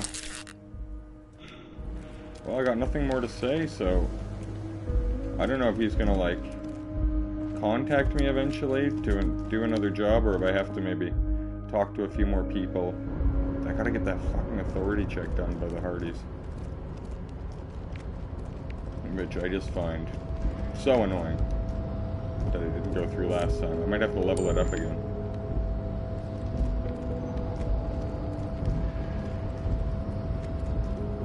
I'm not sure if the loot is there like randomly, depending on what day it is, or if I just miss it before. It's a one-time pickup. But you do like finding the real.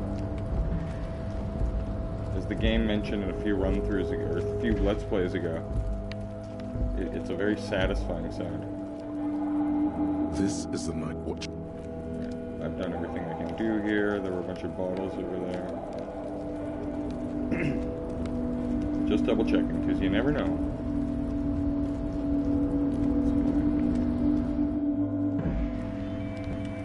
I know I've checked everything in here ad nauseum though.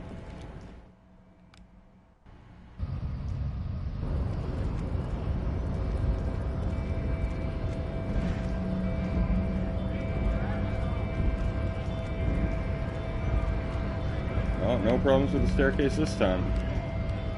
Being a pain in the ass before.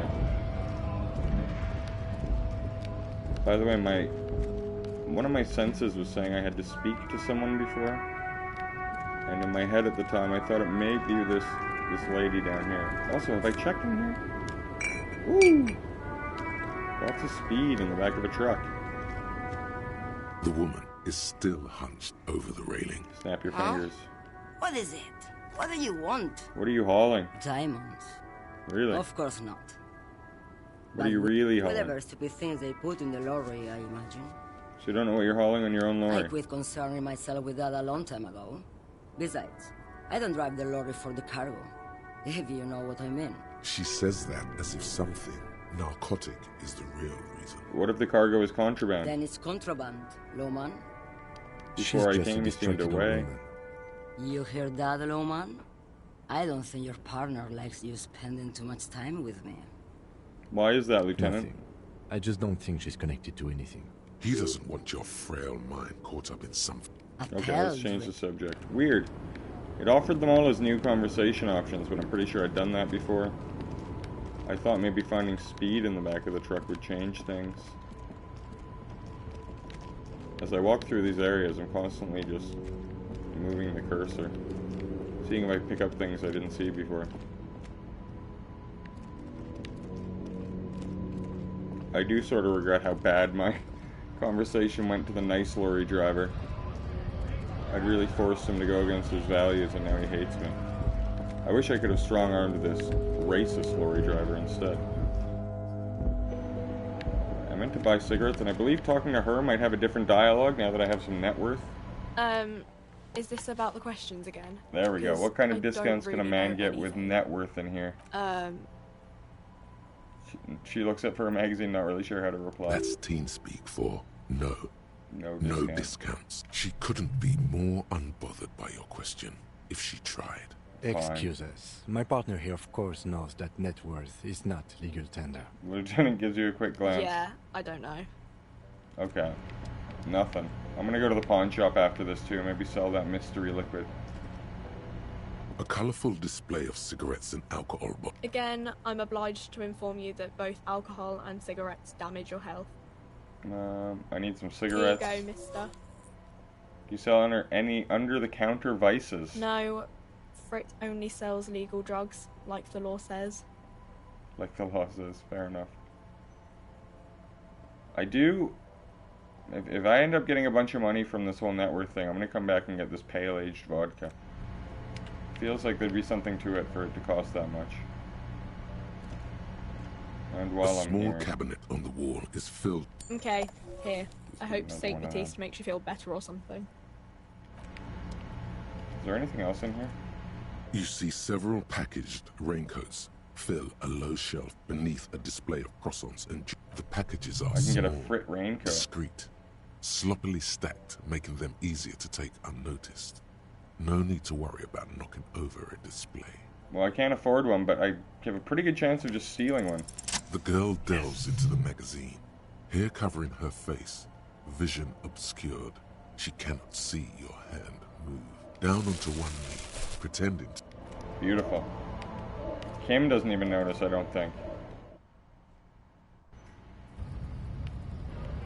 I like that the raincoat puts up endurance. They always think of like a sort of logical stat that would be applied to it. Oh, what are these two punks doing here? Fuck the world, his jacket says. That's one brutal motor carriage. Piss F word.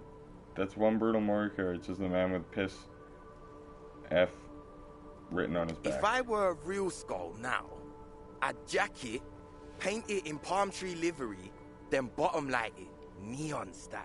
His companion wears a simple yet elegant slogan, fuck the world. A snazzy, shit-ripped skullmobile like this would make a fine trophy. We could, like, hang fucking shrunken heads from the side mirrors. Cops' heads. Scary tribal shit. These guys suck. Yeah, tribal shit. While I appreciate the interest you take in my brutal motor carriage, I have to stop you right there. The RCM takes threats directed at its property seriously. It's just theoretical work, Copper. No basis in reality. Man, if we were certified skulls right now... Who are you? I can tell you who we're not, cop. We're not snitches or skulls. Wow. Which is not to say that the skulls are bitches and... On the contrary. Jeez. The part of this presentation you want to take home with you, cop man, is we're not part of the skulls yet. Do you know Cindy the Skull? Oh yeah, Cindy's a right proper skull. Wow. Yeah, a true artist of the future, just like Arno van Eyck. Wow, so Cindy's got street cred and respect. By the way, if you see Cindy, give her our regards. I will. The lieutenant on your left is unusually lenient toward them. Your rhetoric is confusing. Are you part of the skulls or not? Enough about the scullery then. Are you into modern dance music? Oh man, yeah. We're not fucking kids, man. Oh man, maybe I can send them to the church. Be wary of the abyss. Why? It's a threat. An impotent threat of violence. A threat. Don't fuck with me, boys. I'm one of the bad cops. Whoa. Come on, man. We're just talking here. Just words. Nothing wrong with that. Yeah. No need to throw your authority in our faces. You want to talk? Let's talk, boys. Ask them. Why aren't there more skulls in Martinez? The Union does their share of policing in Martinez, at least where gangs are concerned. That's why there isn't much organized crime around here. I wonder if I could join the skulls in this game. Don't you worry about that. We're gonna make up for the deficit. Okay. Yeah, we are. Enough about this scullery then. Mm-hmm. You know anything about the murder that took place here? Point to the yard. Murder? A man was hanged in the backyard of the Whirling Ring. Yeah, sure. We'll gladly tell you everything we know about it. It was a man. Also, he was hanged. Don't fuck around. I am the law. He was hanged from a tree. Yeah, I mean, duh. Yeah, we know. These punks don't know anything. Hey, stop right there. How does one know anything? What does that mean? Fucking philosophy, man. You can do aggressive shit with philosophy. Who are the skulls, though? I want to know. You don't know? What kind of cop are you? I'm just testing you. I'm so glad you asked. The question was rhetorical. The Skulls are the most vicious gang of the Besmertnay. The nastiest bunch of psychos ever. Jacking carriages and getting into high-speed chases. Wow. Possessing an infinite amount of fuck-all swagger, infamous for their non-verbal modus operandi. Non-verbal? If a skull spots you, he will pull out his dagger and stab you without saying a word. Jesus. The lieutenant's voice is as calm as usual, a testament to the violence and death he's witnessed through the sight of his firearm. They usually occupy the burnt-out quarter in Jamrock, or you can find them loitering around the brightly painted bottom-lighted vehicles. I can't wait to become a skull. Bottom lights are wretched aggressive. Wretched aggressive. No, they really aren't. It's porno tuning. Say no to the porno. What's with the jackets? What about them? Why does your jacket have piss F written on it?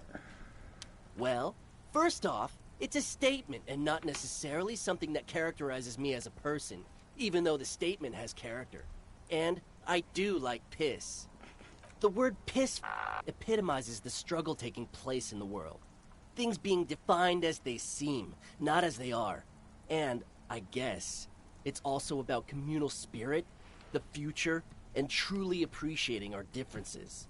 Alright. Also, you've got to admit, This is it catches the eye. really and since dumb. the Grand Piper is slowly but steadily moving towards basing the economy on it, attention, it is imperative that the medium itself convey the message. What? What I mean by this is, we are all pissed, and that the world is inherently meaningless. Why is fuck the world written on Like I yours? said before, many men keep searching for the one, for so-called true love, which is actually just obsession masquerade. I don't care about what these guys have to say. I like the jacket though. I'd like to have To it. hurl the law many times. It's a terrible and even metaphor. You get more fish in a shorter time. Because when one fucks everything, he fucks nothing. And that, to me, feels glorious. Sticking your dick into the void. Is it a coincidence that here we have two badass jackets and two badass cops? Hey Kim, lower your voice. Yes? Do you think it's a coincidence? What is? There are two of us and two of these jackets. What are you implying? Which one would you wear? I'm not sure I understand you, detective. Are you more of a piss F or a fuck the world kind of guy? Neither. Come on, Kim, it's a mental exercise. Fine, if only to end this discussion. Theoretically, if I were a juvenile delinquent, if I were to already be down that path, I think piss is the stronger of the two statements. Really? Because I'm a fuck the world kind of guy. Seems about right, especially considering your heroic exit attempts. So are we done here? Or you don't need us around for your secret whisper party, do you? Ask for the jackets for you and the lieutenants. I'm also... Oh, I've already taken a drink, so that's the size it's going to go. Basically 50-50, but let's see. No, no, Yes. no. Don't ask anything. Be subtle and scary. The boys dream about being skulls. Use that. Boys, with those jackets, you're going to be Skull Kings in no time. What? No. Skulls don't have kings. I think. And we're not even... Yeah, man, keep your voice down. Skulls don't take it lightly when folks pretend to be them. We're not even prospects yet. Not even prospects and already aspiring to be kings? Wow, you boys are ambitious. Only prospects and already planning a coup in the skulls. You're destined to go far. Wow, Kim. He gets it. Passive-aggressive flattery. Shut the fuck up. Are you trying to get us killed? Yes. Now bring it to the jackets and, yes, start shouting. Yeah, we want to be a cool killer skulls too, like you guys, but we don't have skull jackets. Please be quiet. What? What do you want? The jackets? You offer us jackets like that? Reach out your Oh, hand. man. Okay. I get it. His shoulders sunk Skulls under the weight don't of really sadness. wear slogans anyway. This was stupid. Fuck. Nice.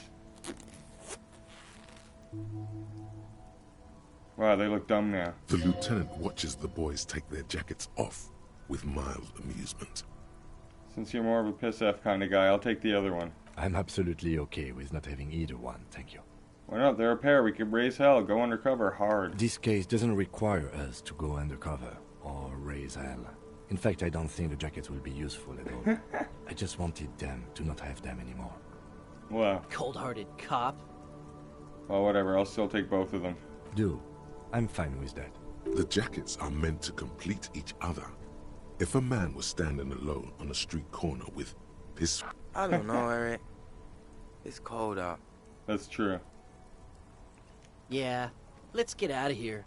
The cops fucked us. That's so funny. Just ruin their day. Take their jackets. So let's see what these jackets are all about. 3 jackets just like that in the last 5 minutes. 1 plus drama minus authority, 1 plus half-lit minus rhetoric. I don't really want either of those. So I'm gonna stick with my, what does my current jacket give me?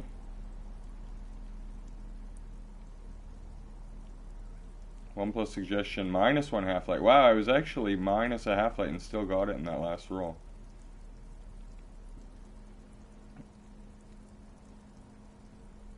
+1 to indirect modes of taxation. I am gonna drop the perception and stick with these shoes. Lean into my ultra-liberalism. I want to see how far that quest line goes, what I can do with this net worth is all very exciting. Because if I make a game-breaking amount of money, that would really be sick. Before I talk to this guy, I'm gonna go sell all my junk at the thrift store. Was I able to open this earlier? Or it doesn't give you the option? Okay. Let's sell that random vial of mystery alcohol I bought earlier. Hello, hello.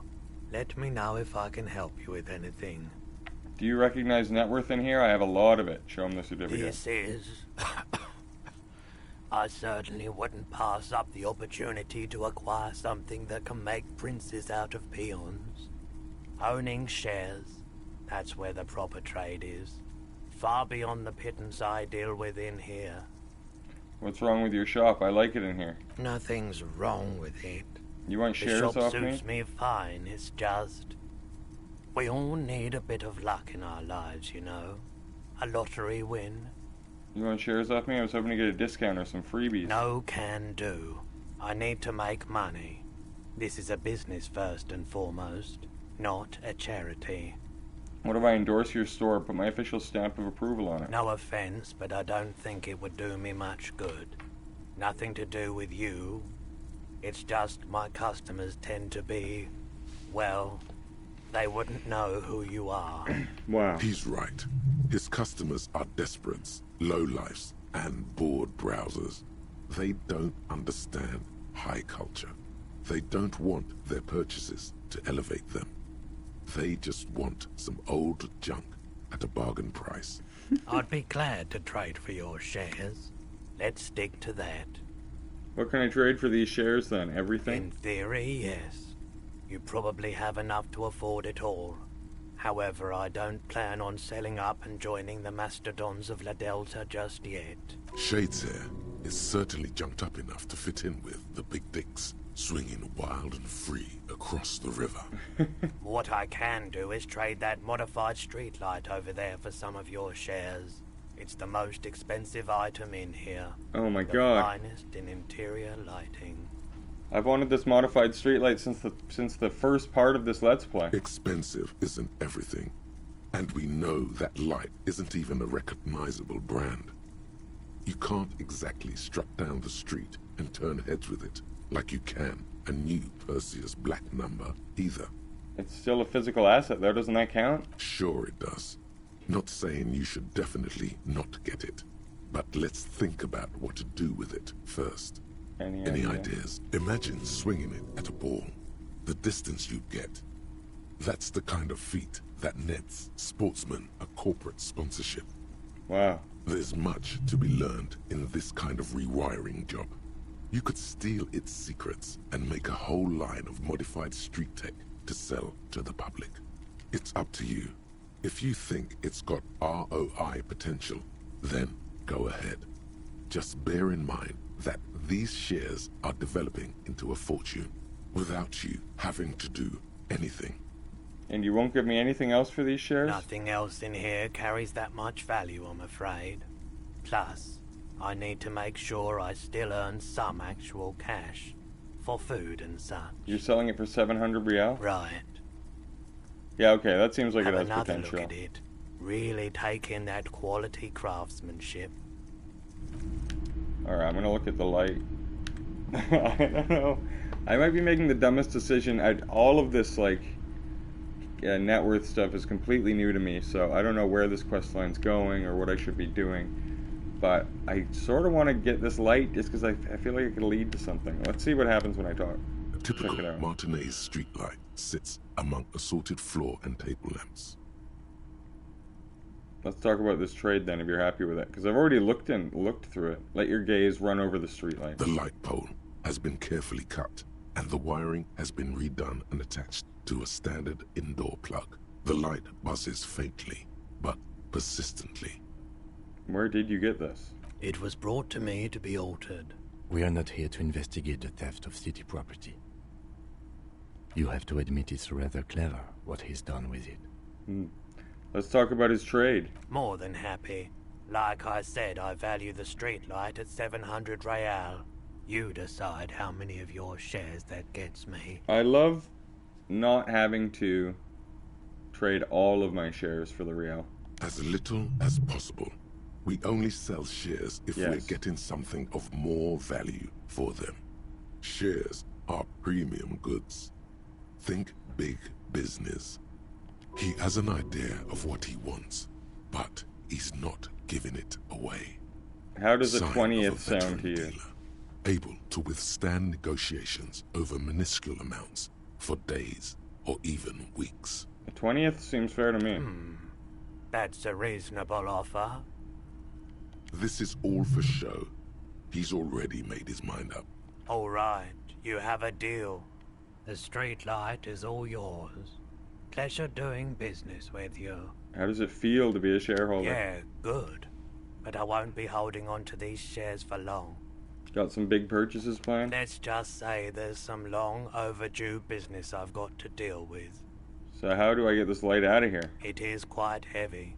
You're going to need a truck. I don't have a truck. That's all right. I can keep it here for you until you find one. I want my shares back then. But why? It's a perfectly wonderful light. Tell you what. Don't panic. I'm sure he's just doing his shoelaces up. Hey, where'd you go? Here we go. He says holding a piece of cardboard out at you? What's It's a that? sign that declares you the owner of the streetlight. Stick it on and people will know that it's yours. Okay, that's fair. Great idea. One of your physical assets on display for the public. Maybe this was a good idea after all. We could sell tickets for people to come see it. Turn this into a little money churner. So stupid. But let's come back to that idea later. There's easier money to be made elsewhere. Just get that sign stuck on there for now. I like your There thinking. you go. Beautiful job. To the Disco Cop for shares in the Mercury Group. Wow. Read the sign. It reads, sold to the Disco Cop for shares in MK Mercury Group. The words The are written words with an are even... written with an even kerning, in bold, precise letters. Looks surprisingly official for a small-time trader. Look at the light in your life. The pole has been carefully cut, the wiring redone. I've got a big plan for this light. Your shop's going to be a landmark one day. Oh, right. That's good. He replies, unsure of what you said. Your eyes slide back to the 7. See you later. One quick question. How do I get hold of my shares? I'll get my personal brand strategist to sort the legal work out for you once I have one. All right. Perfect. Thank you. Well, so really nothing has happened. I still have all my lights. I don't think I The looked boom at the boxes on music the up there. shelf look well loved and well traveled. Chipped, dented, they stare at you with a... One especially catches your eye. Deep gold and amber plastic with a big old handle on top. A classic boombox that says Stereo 8 approved. Wow. Just make sure it works before you buy it. Shopkeep, the stereo 8 approved. Are you sure all this is in working order? Absolutely. I've tested each one myself with recordings of speech, found sounds and music from a variety of genres. Even though He grimaces. I don't really like music. How do you not like music? It's such a weird... Is the Harman Welsh W2, made in Vespa, designed in Seoul. Oh, Plays wow. all reel-to-reel formats. 2mm, 8mm, 12mm. 12 It's real. even got a little... Okay. So I can sell some stuff and hopefully Hello. get up to Let 12 me real. know if I can help you with anything. Sure. Let me have a look. Check my pockets. Oh, no. No, I can't. Photic paths. Can't sell the Counter photo of the radiance. corpse. My Anything pawn else menu. you're thinking of selling?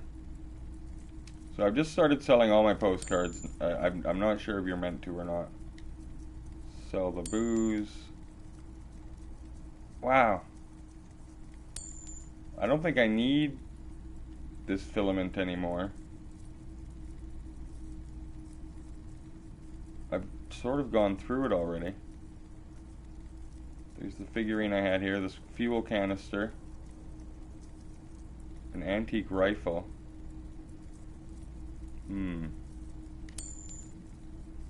I'm gonna look if I should sell this. Nah, fuck that actually. I'm gonna trust my gut. I'm not gonna sell clothes because you never know when you need a certain stat boost. But now I can easily. The boomboxes wait on the shelves. And here you are. Afford this boombox. I've got tons of money now. Feels great. Maybe I should go buy that vodka. I have been thinking about it for a while. I'm just saying, if my gun, is it in tools? It is in tools. I can I can wield a gun. I wonder if having a gun when I talk to Titus would raise my authority at all, or if it would make things far more tense.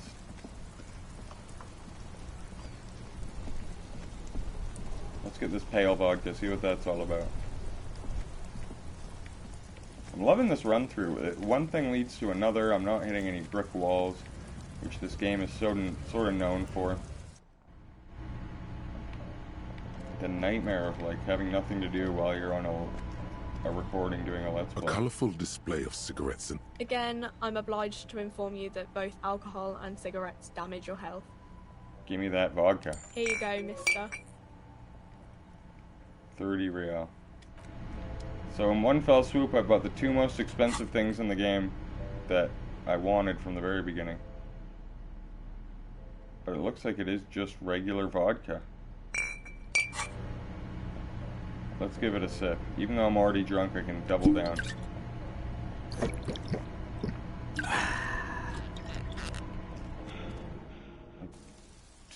I didn't realize you could have two drunk symbols.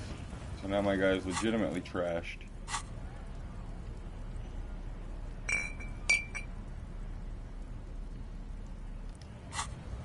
I wonder if I can go do karaoke at the Whirling Rags. I should also make sure before I talk to Titus to throw some drugs down the hatch.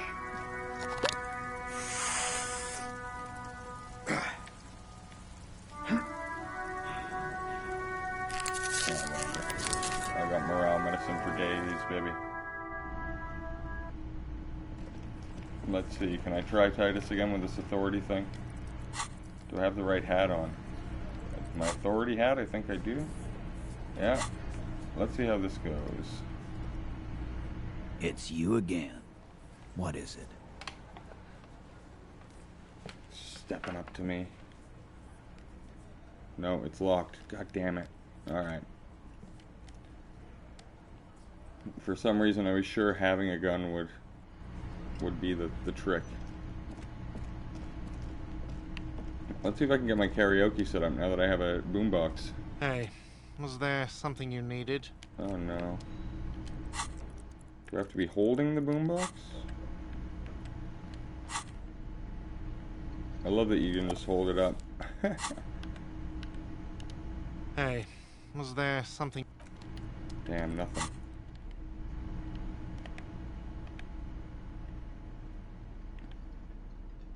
Interact with the tape. I don't think that... The porter reel is just what you needed. The reel's attached to the apparatus with a satisfying click. The tape is routed behind the magnetic reader. Press play on the tape. You press the large button marked Commencer, and the tape starts spinning. There's a small delay before the song starts playing. Press your ear against the speaker. It sounds like someone's moving in the room, getting comfortable. Then the organ starts playing a simple, melancholic tune, echoing in the hallway.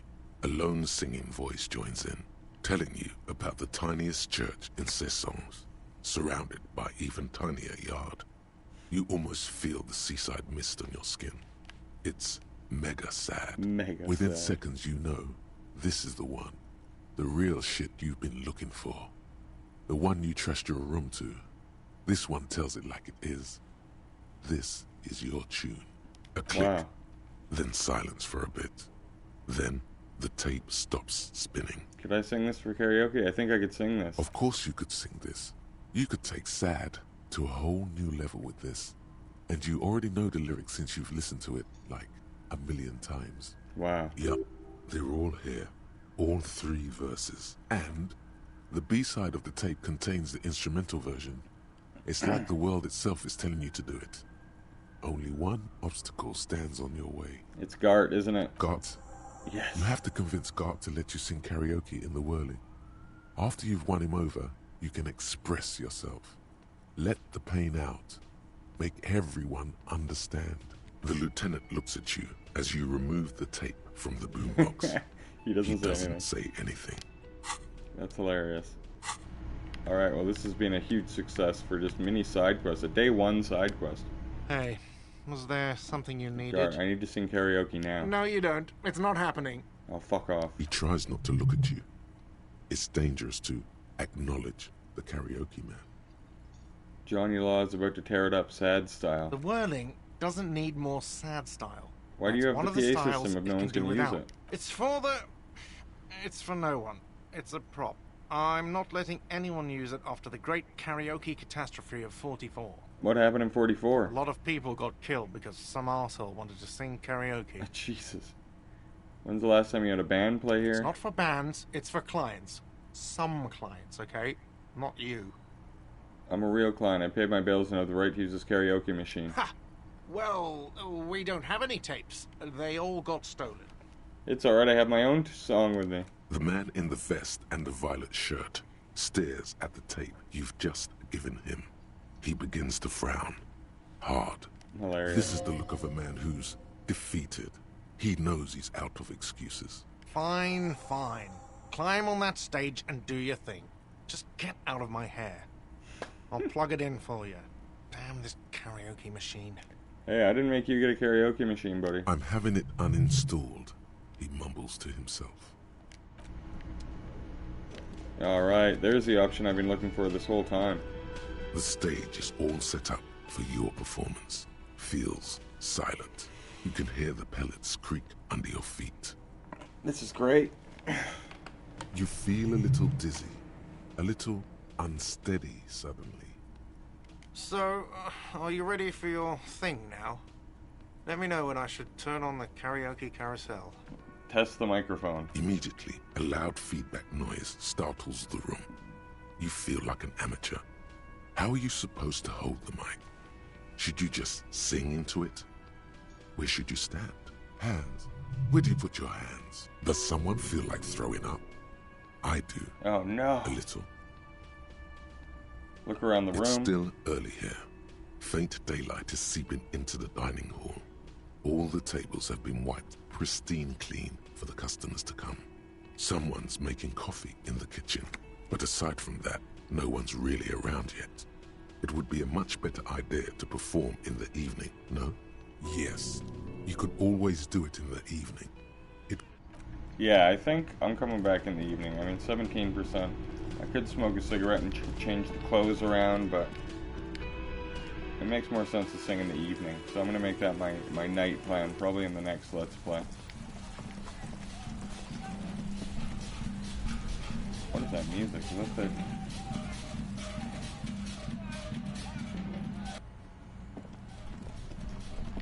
It must be coming from my boombox.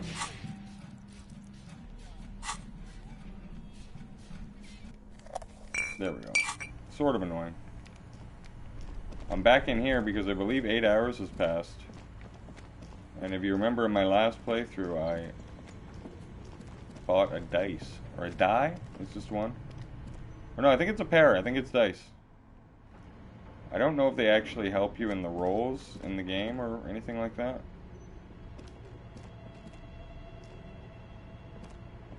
Oh, God damn it. I think it makes you take out your flashlight. There we go. Let's go see the die maker. Just such a cool job, by the way.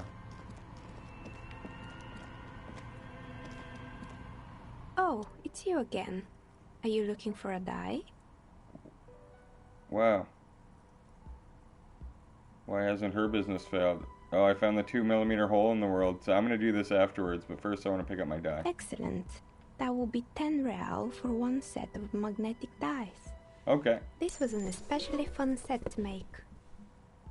Boom, level up. It's like you have a pair of tiny disco balls in your hand. And you know where I'm putting it? Back into authority. Because as far as psych ones go, that's a high one. I'm going to need it anyway a lot in this game, and I need to go back and get that reroll. I think that's how I'm going to end this stream, is successfully rolling Titus Hardy. But for now, I'm going to also, if you remember, I found the 2mm hole in the world, which is in that old church. I think it almost killed us all. I don't know what happened if I wouldn't have told Egghead to stop that noise. A gust of cold air sweeps through the chimney. The stones and minerals on the shelves rattle as though agitated. For a moment, it almost feels as though you're outside the building, exposed to the atmosphere. Still a theory, but just hear me out. I think I know why your business hasn't failed. Didn't we already talk about this? It's because you're not in the same building as the others. This technically isn't the doomed commercial area. What are you talking about? My address is exactly the same. Rue de Saint-Guilain 10. No, the old coal plant that used to be here was subsumed used to be a coal plant. The new venture. Its ruins swallowed up. Yet it has a different address in the heart of the city. You're in the chimney of another building. This doesn't make any sense. She looks around the makeshift nest she's carved for herself, bewildered. Are you saying my business was spared because of a technicality? Where is this coming from? It has a different address in the heart of the city. And what? Does it mean that I'm safe from failure? Rest assured, no psychic attacks will reach you here. She starts laughing, her fingers trying to rub away the exhaustion from her face. What? Do you know what this is? She raises her hand to reveal a piece of metal shining on her index finger. Your lucky charm? Some sort of ward? It's a mourning ring. I made this when my first company failed. It was a small jewelry shop right here in the East Delta Commerce Center, built with the little I inherited from my parents. Oh, jeez. I drove it into the ground within a year. I didn't have what you would call a viable business plan. See, the curse is real. I bet you didn't run the jewelry shop from the protective depths of the chimney. No, you're right. I didn't. It sounds rather small. It wasn't just a jewelry shop either. I always thought that it was just the world that you were supposed to try again and again until you finally succeed. And now you're telling me what? That it was all because I didn't run my little shops and ventures from a dump inside an abandoned chimney? Don't call it a dump, you made it nice and cozy in here. Yeah. Or maybe it's the entire world that's cursed. It's such a precarious place. Nothing ever works out the way you want it. That's why people like role-playing games. You can be whoever you want to be, you can try again. Still, there is something inherently violent even about dice rolls. It's violent? Like every time you cast a die, something disappears. Some alternative ending, or an entirely different world. She picks up a pair of dice from the table and examines them under the light. But anyway, thanks for sharing your theories, officer. Nice. The precarious world. I might do that with my next level up.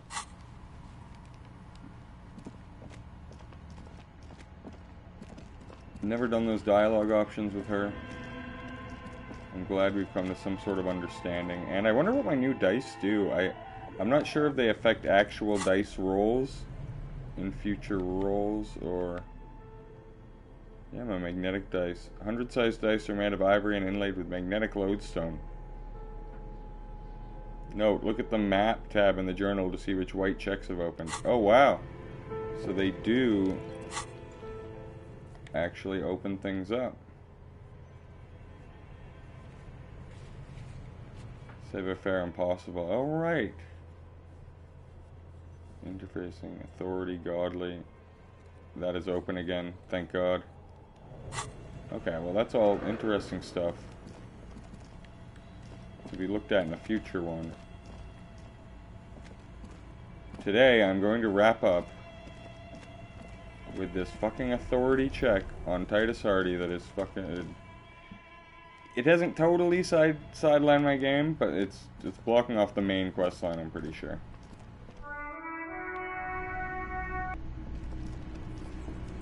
I'll also make sure... It's too bad I ran out of that other drug I had.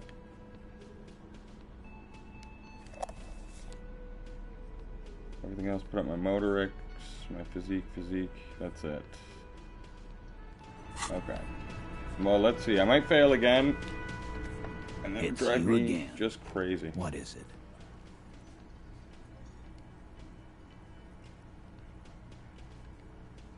$72. That's as good as it's been.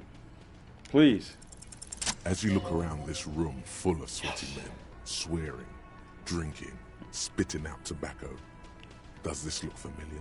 Where have I seen this before? You believe the place was called Precinct 41. It was also filled with, almost exclusively, men, sitting on desks, talking shit and wasting time. Huh? You must be... You're like real cops, drinking beer and sitting around with your dicks in your hand. You got a problem with beer now? No, of course not. Not quite there yet. Push on. No. No, I'm also a big fan of beer and jerking off instead of helping people. I have a beer problem, but not a problem with beer. I also have no idea how to do my job. Speak for yourself, buddy. I've been running this outfit for 10 years now. You should have seen Martinez before it started. It was like jam rock now. They didn't see shit, man. Kids getting shot. We had 3 shootings a week. Fucking graffito everywhere. You cops haven't shown up since the 30s. Wow. Congratulations on the graffiti removal. All I see is you sitting around talking about Monica's titties while there's a rape victim. I saw a little dialogue box when I was here last time about Monica's titties look great. I'm not sure who Monica is. So what? What do you want from me? We took care of that fuck. He picks the beer back up. Don't let him drink that. One more push.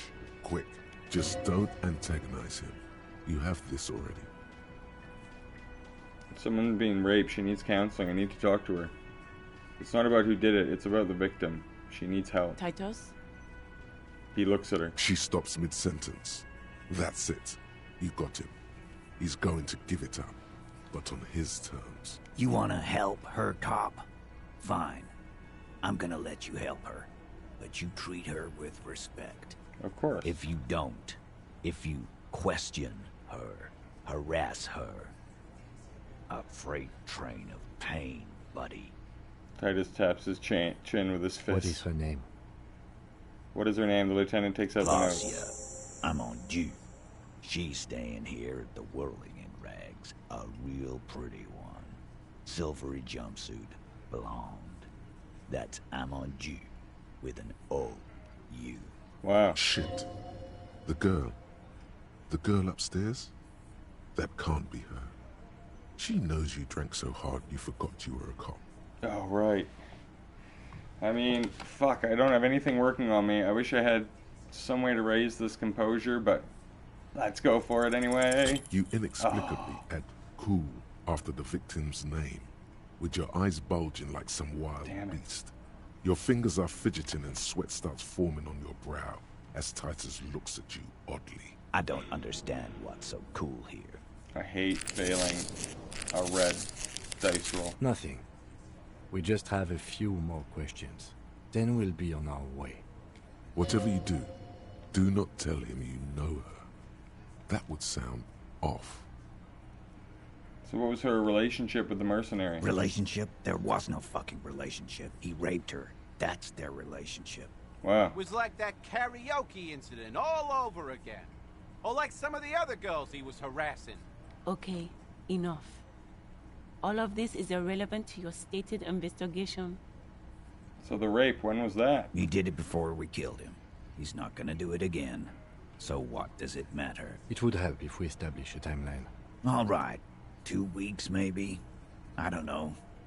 I need another beer. He turns to Glenn. Here you go, boss. What is your relationship with her? I know her. He looks around and an uncommon silence fills the room. How well do you know her? A small twitch in the corner of Kim's mouth. He has a hunch about what knowing means. Well enough, Copper. We party. She's been here for a few months. Wow. He tries to make it sound real casual, but the muscles on his neck tighten. So she's not from around here. You mean Revachol? Nah, she's an immigrant. Or a drifter of some sort. Been staying here over the winter. Don't you give her any more trouble. The fat guy She's just Blitzo. had some bad luck, that's all. Shut Wow. up, Angie. She doesn't need your help. Titus gives them both a look. They fall silent. Wow. What's with all the silences? It's like these guys don't know how to feel about this. You should keep picking at it. And what was up with the partying she and Titus did? It sounded fun. You said you partied. Cool, that's cool, but what did you mean? What do you think I meant? Was it sex? Laugh nervously, sex, drugs, and karaoke, right? Yes, yes, and no. Got something to say about it? So you're saying the two of you were close? No, we just fucked. That's all. I'm not gonna give you any details if that's what you're after. So put your dick away. He really went out of his way to seem comfortable with this topic. That's all you're gonna get for now. That's fine by me. He's doing a good job here. A commendable performance of I don't give a shit. Well, we'll conclude. Remember what I said. Freight Yeah, whatever, pal. You don't threaten me. I'm not scared of you. Kim. Okay, Kim's got something to say to me now. Usually never good. He usually has to reprimand me. Officer, what was that? What was what? You looked strange when he mentioned the assault victim's name. Do you know that woman? Yes. Is there something I should know before we talk to her? I didn't rape her. What you're saying is, you raped her? What? Ice is forming on the inside of your chest cavity. Cold sweat trickles down your neck. No. Then, don't ever say that again. Wait, did I say I did? Oh yeah, I didn't rape her. Okay. What else? I met her in the hallway after I woke up. Understood. You were not in good shape on Monday. She knows I didn't remember being a cop. Okay, that's manageable. She knows I did some pretty crazy stuff before I passed out, that I partied hard, I'm not very mentally healthy. So she overheard you? Or did you party together? She overheard me listening to music and doing weird things from her room. Anything else? I asked her where we are, what city, maybe what year, something like that. That's clearly your interrogation technique. Anything else? Nothing. Let's We'll be move on. alright, Lieutenant. This is nothing. You feel fortified by his Wow. assurance. It's going to be all right. Thank you, Kim. You know, I do have a few minutes here. Why don't we end, actually, with the interrogation of Klazje? Klazje? Don't really know how to say it. I believe it's this room. Or no, it's the other one, isn't it? Okay. An The interesting door is character. closed. There's still a dent in the vinyl where you punched it before. Knock. Who is it? A woman's voice answers, muffled by the door. Tired. Controlled. This is the police. Can we come in? Come on up. The door is open. I'm drying my hair. Sounds like it's coming from upstairs somewhere. You could snoop around before going up. I'm definitely gonna snoop around before going up. Nice. I love no loading screen, it's just an open door. This area was just getting blacked out. Hotel bill calculations, look like she's had an extended stay. Piles of dirty clothes, a woman's. Let's see what's in here. This medicine cabinet is full of wares. Sheets of pills, haphazardly stacked, one on top of the other. There's also a toothbrush somewhere in there. Look at the meds. Pharmaceuticals line the shelves.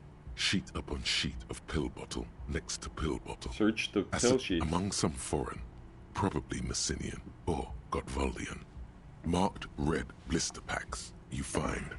What do you find?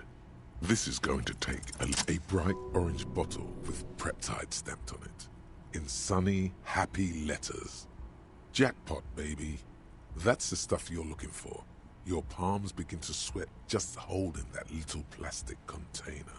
Wow. So I can take it in secret. I had an electrochemistry roll there. I forgot to say it out loud.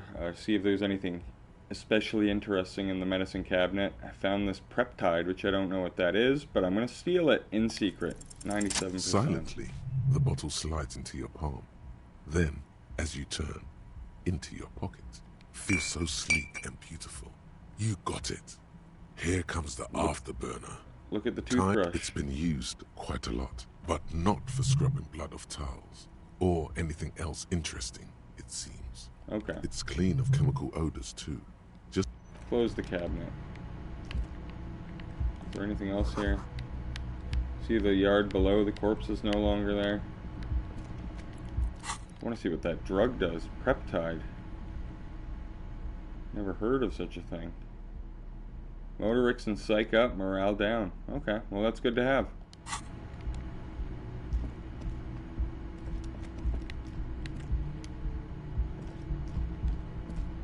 It's interrogation time. Maybe I should take her drug. I feel like there's something to that. My Motorix is now through the roof. Psych through the roof. I think I can also have a drink of Pilsner.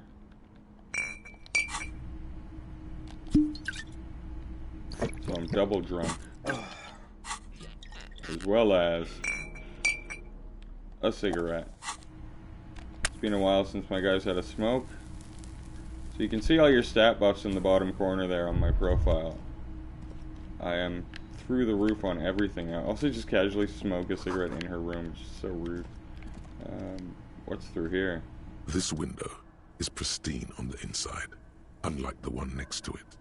Light from the desk lamp reflects off the glass in an untarnished golden halo. Run your fingers across the surface. Smooth as ice. There are spots of mud and rain on the outside, even smudges. But the surface of the window is clear from the inside. No chips, no hairline fractures. Following your lead, the lieutenant leans in closer to inspect the surface. This window is recently replaced. Looks like it, yes. Okay. Okay. Good to know.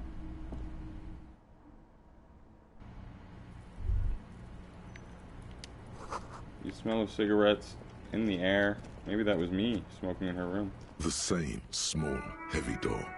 No lock in sight. Where does this lead to? Alright, I'm kicking the door in. Before I even say hello to her, it's so weird. Boom. Something cracks inside. Nice. It is an unbelievably satisfying sound. Enemy of the physical realm. Oh, what does that trophy mean? Bang up 5 inanimate objects. Okay, beautiful. Nice. Nice. Filling the young woman loves it. In your own body. Sounds like the property damage wasn't in vain, at least. Would it hurt to look in? I thought it was an Ace's Low moment, Kim. I don't know about that. Wow, I'm surprised Kim wasn't put off by that. Wow. Oh, I don't remember this room at all. There's a tiny hole in the wall. You see a bedroom on the other side. Super creepy. You clearly see footprints in the downy carpet of dust covering the workshop floor. Jackpot. These, unlike everything else here, are new. Someone's been here within the last week or two? 3 weeks maximum, from the dust coverage. It could easily have been 1 week too. You know, officer. He looks at you. The Blue Door was a mega investigation after all. It has now converged with our main investigation, which I would say is quite large. That's great. What does this mean? It means someone snuck through what seems like a secret route, behind our rape victim's room, in the recent weeks. This may prove to be significant. Let's have a closer look then. Large prints, most likely made by boots. The size is hard to determine. Sole could be bigger than vamp. The soles have left a pattern, uniform, horizontal lines.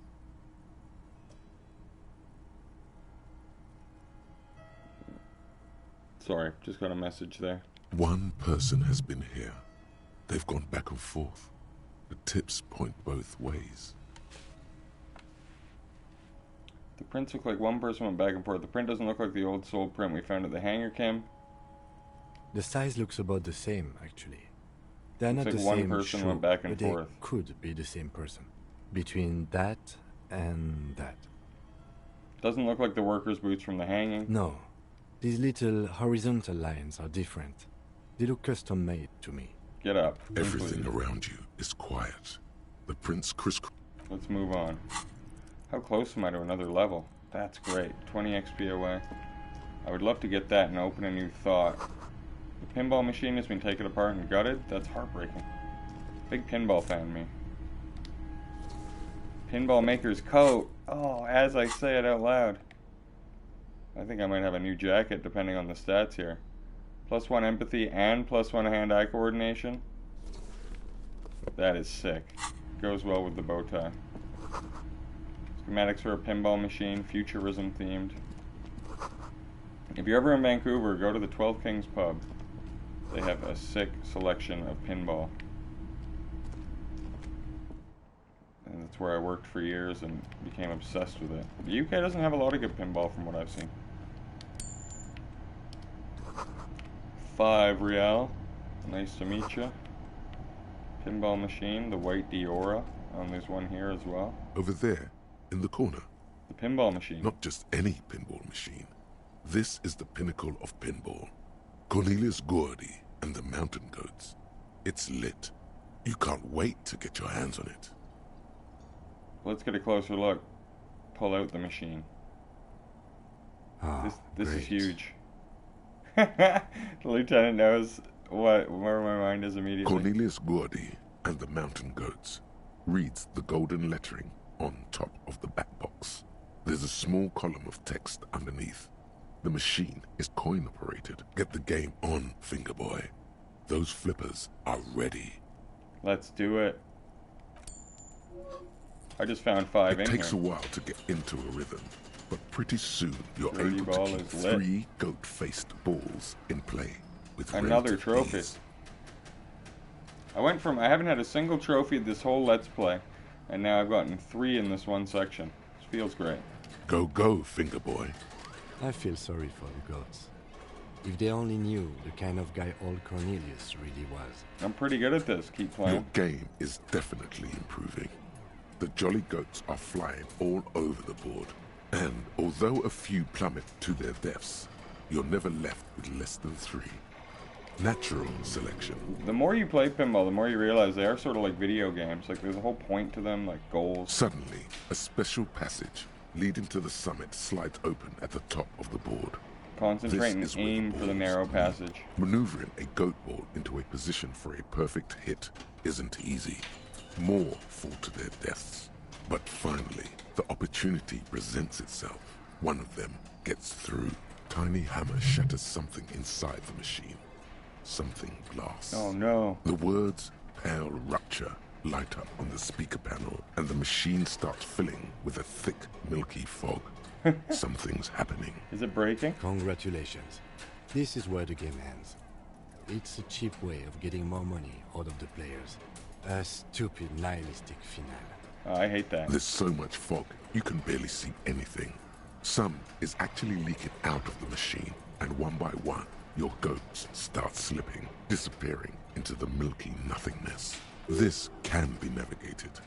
The balls leave almost imperceptible disruptions in the fog. Use them to calculate where they hit next. Hit the pads as fast as you can. Maximum attack. Not even a bullet can get through. You're down to your last goat, going mostly by sound. Eyes are useless at this point, but that goat is something special.